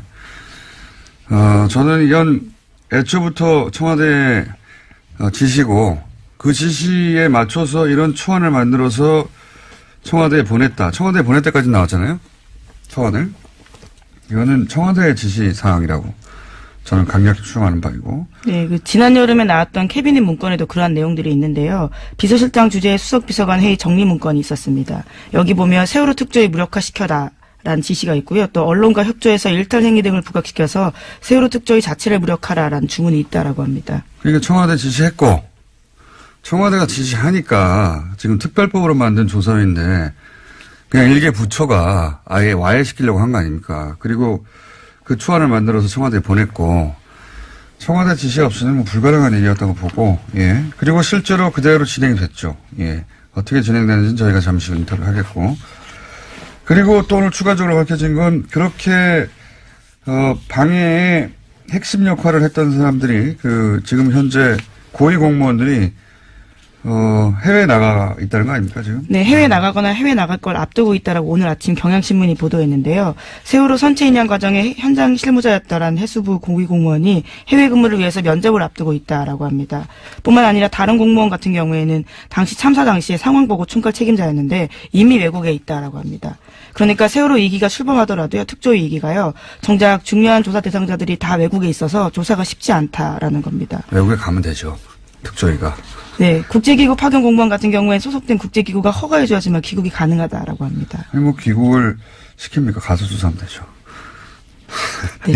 이렇게 해서 비하면 글로벌 특조위로 거듭나는. 예, 이 조사를 피하려고 하는 거니까 명백히 예. 조사의 차질을 빚는다고 미리 말할 필요 없어요. 예, 심지어 참사 책임자였던 당사자 같은 경우에는요. 감사원 감사에서도 한국 성급에서 돈 받았다는 사실이 드러나서 정직 3개월 중징계 받은 바가 있는데도요. 징계일로부터 1년 6개월이 지났다라는 이유로 해외 파견했다라고 합니다. 이제 다 빼돌리는 거죠. 예, 좀 당연한 이야기인데 이 특조위가 좀 더 강력해졌으니까 필요하면 뭐 해외 출장을 단체로 가서라도 꼭 조사를 해야 된다고 봅니다. 예, 그냥 이미 사실로 밝혀졌는데 어떻게 그냥 넘어갑니까? 자, 다음 뉴스는요. 네, 김태호 전 청와대 대외전략기획관이 구속을 피했습니다. 김 전 기획관은 이명박 정부의 군 댓글부대 관련 혐의를 받고요. 어제 영장실질심사를 받았습니다. 서울중앙지법 강부영 영장전담 판사가 밝힌 바에 따르면요. 객관적 증거 자료가 대체로 수집됐고 주요 혐의 사실에 대한 피의자의 역할 및 관여 정도에 대해서는 다툴 여지가 있다라고 밝혔는데요. 관련된 공범들의 수사 및 재판 진행 상황, 피의자의 주거 및 가족관계 등을 이재용 부회장은 뭐 거주가 없습니까? 하여튼 그런 사유들이 총 다 들어갔지만 예, 전체 흐름에서 보자면 김관진 석방 이래로 예상되었던 네. 그러면 네. 그 전병헌 전 정무수석 같은 경우도 네. 도장에 찍혔다가 화이트로 지운 흔적이 나올 만큼 예. 애초에는 구속하려고 했던 것 같은데 이 예. 김관진 석방 이후로 형평에 안 맞는 거 아니냐라는 이야기가 나오니까 밸런싱 차원에서 기각된 거 아니냐 이렇게 저희가 얘기해 왔는데 이번에도 같은 날 또 기각됐어요. 요거까지 묶어서 설명하면 어떻습니까? 화이트 부분은 사실 그거는 저 약간 좀 전 생각이 다른데 저도 영장 할 때 그런 일이 좀 있었거든요. 왕왕 있는 실수예요. 근데 저는 그 차원에서 볼 수도 있는데 예. 그건 예. 너무 중요한 사람이었고 모두의 관심 대상이었기 때문에 예. 그분이 누군지 몰라서 실수했다는 건 좀 말이 안 된다고 보는데. 예. 그러니까 사실 이게 우리 일반인들이 보기에는 그런 인사가 인물이고 중요 사건인 건 맞는데 예. 판사 입장에서 보면은 모든 사건이 다 중요하거든요. 그러니까 그거는 사실 논점이 아니까 거기서 나중에 기회 있으면 따로 말씀드리고 하고. 그건 그 판사 예. 당사자밖에 모르겠죠, 진실은. 예. 예. 일단 전병헌 선수 같은 경우에 이분이 구속이 되는 게 맞냐 틀리냐는 저는 잘 모르겠어요. 이거 한번 잘 모르겠는데. 흐름의 관점에서. 영장 기각 사유가 되게 딱 보니까 이게 지금 김관진 전 장관 석방 때문에 문제가 생겼구나 싶은 게 기각 사유를 보면은 아까 공장장님 말씀하신 대로 모든 사유가 총 집대성돼 있습니다. 여기에 보면. 여기도 마찬가지군요. 예. 그러니까 오히려 김태열 전 비서관보다 더 자세해요. 더 자세한데 그러다 보니까 앞뒤가 안 맞는 부분들이 생겨버렸어요. 한두 가지만 짚어주십시오. 예, 무슨 말씀이냐면은 여기 지금 전병헌 전 수석 기각사유에 보면은 가장 중요하게 얘기하고 있는 게 이제 뇌물 부분이 범행이 의심이 되는데 이제 이미 드러난 보좌관 행위에 대한 피의자의 인식 정도나 범행 관여 등 이렇게 죄책에 대해서 다툴 여지가 있어 보인다. 이게 가장 큰 부분이거든요. 근데 범행이 의심된다 하면은 이게 영장 발부 사유에서 범죄 사실이 그럼 소명이 됐느냐 안 됐느냐 이런 게 가장 큰 부분인데 의심이 되면 이건 소명이 됐다는 얘기거든요. 예, 그 형사소송법 조문에도 그렇게 나와 있어요. 증명까지는 필요 없고 그냥 상당한 의심이 들면 된다라는 정도를 요구하고 있거든요. 법에서. 그러니까 이거는 됐다는 거죠, 이 부분은. 근데 뒤에 보면 다툴 여지가 있다 이렇게 돼 있는데 그 다툴 여지가 어느 부분이냐. 이게 알리바이 같은 그 피의자 쪽에서 증명해야 되는 부분이 아니라 인식 정도 이렇게 나와 있는데 인식 정도 이거는 고의에 관한 문제라 범죄가 성립되냐 안 되냐의 문제거든요. 그러니까 범죄 성립 부분에서 다툴 여지가 있다 이렇게 돼버리는 거하고 앞에 그 뇌물 부분이 의심이 된다 이건 앞뒤가 안 맞는 얘기인 거예요. 이것도 역시 김관진 석방으로부터 비롯된 그 기준들이 마구 흔들리면서 엉망진창이 돼서 그렇죠. 그걸 끌어다 쓰려다 보니까 김관진 전 장관 석방 때 보면은 그 사유가 또 그때는 그렇게 돼 있었습니다. 위법한 지시라든가 이런 그 공모 여부에 대한 관여 정도 이런 식으로 돼 있어가지고 그 부분을 옮겨다 쓰다 보니 이게 지금 같이 달려고 하다가 앞뒤가 안 맞게 꼬여버린 그런 게 여실히 드러나 버렸어요. 그렇군요. 예. 자, 저희가 거의 비슷한 얘기를 몇 달째 하고 있습니다. 몇 달째 하고 있는데. 자꾸 나오는 거 안 좋은 거 아닙니까? 저 청취자님도 뵈서 좋긴 한데. 이게 그러니까 이제 그 이전에는 그 우병우 관련해서 기각들이 많았고, 그렇죠? 네. 예. 이번에는 이제 김관진 전 국방장관을 무리하게 석방시키면서 그 꼬여버린 어떤 영장 발부의 기준들 때문에, 네.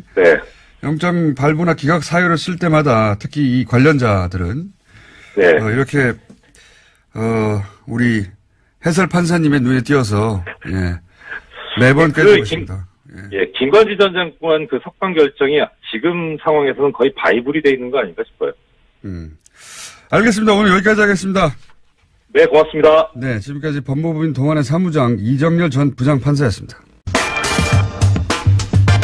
박근혜 정부 시절 해수부가 세월호 특조위 활동을 방해했다는 의혹 사실로 밝혀졌습니다. 세월호 특조위 박종훈 전 상임위원 전화로 연결해 보겠습니다. 안녕하세요. 예, 안녕하세요. 박종훈 변호사입니다. 네, 변호사님 이제 이게 굉장히 여러 차례 제기했던 의혹들이 이제 사실로 밝혀졌는데요. 네네. 근데 문건 얘기를 좀 해보자면, 그 박근혜, 소위 7시간 조사를 막으려고 당시 문건을 보면 여당 추천 전원 사퇴, 뭐 성명 발표 특조위 비판하는 또는 뭐 네네. 이런 문건의 내용들이 있습니다. 이게 실제 현장에서 실행이 됐습니까? 네, 맞습니다. 그러니까 그 문건에 대해서 그 당시에는 해수부가 이제 부인하려고 했지만, 네. 그 문건에 나와 있는 내용대로 실행하려고 했다. 물론 이제 그 당시에 여당 추천 상임위원은 결국 사퇴를 안 했지만, 네. 나머지 사람들은 거기에 나와 있는 대로 다 실행을 했던 거죠.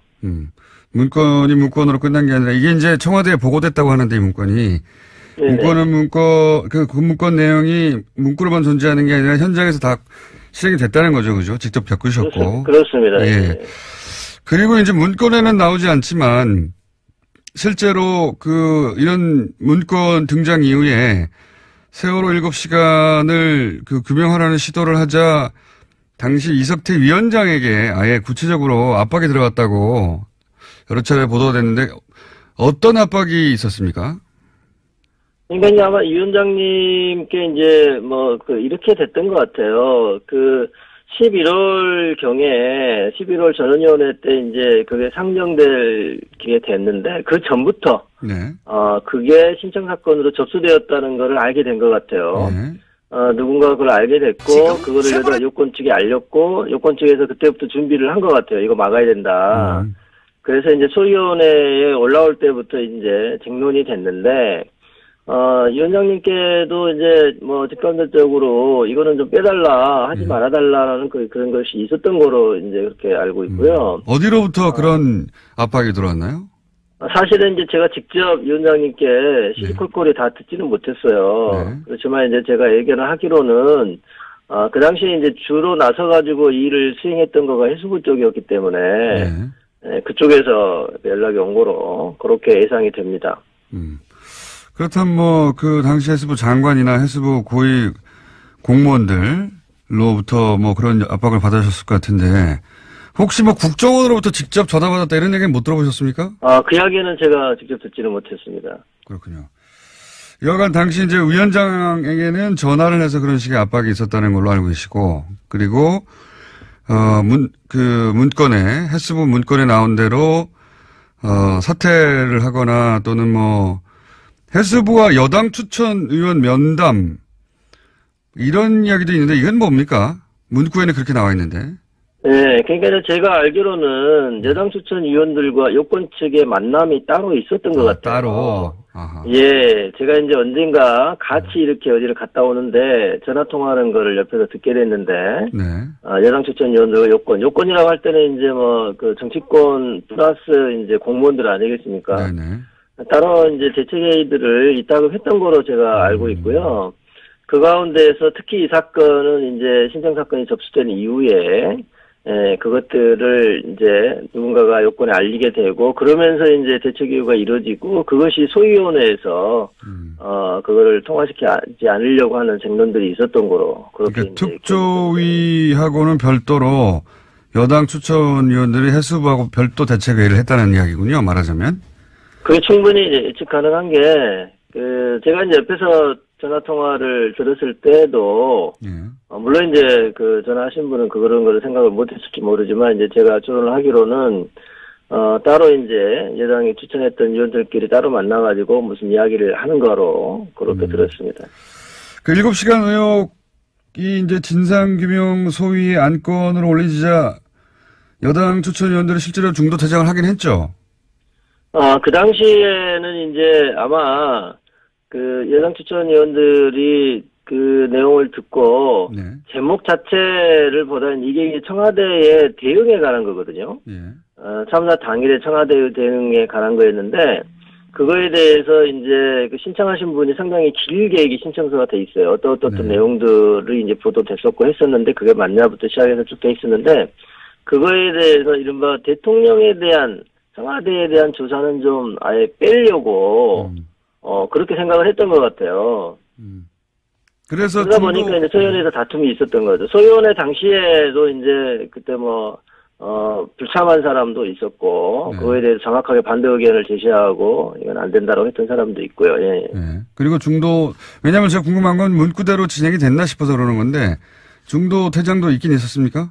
그 문구대로 진행됐다고 하는 거는 저는 이제 소위원회에 이제 제가 이제 안전사회 소위원장이기 때문에 진상규명 소위원회에는 참석할 수 없었는데 전원위원회 때 전원위원회 때 이제 그 제가 직접 이제 옆에서 목격을 했는데 적극적으로 이제 반대 의사를 표명하고 제가 보기에는 좀 이치에 맞지 않는 근거를 대면서 뭐 헌법 위반이라고 시작해서 대면서 반대 의사를 표명하고 저희가 이제 표결에 들어갔을 때 그거 다 우르르 나가가지고 그날 이제 기억하기로는 이제 국회까지 가서 뭐 이렇게 기자회견도 하고 그랬던 거로 기억이 나고요. 그리고 물론 이제 그 이후로 그분들이 이제 그 상임위원 빼고는 여당 추천 상임위원 빼고는 실제로 그 특조위 회의에 나오지도 않고 그랬던 거거든요. 뭐 거의 문구대로 이루어진 셈이네요. 중간에 사퇴하고 기자회견을 그때 5명인가 했었죠 아마. 예. 네네 그렇게 기억합니다. 예.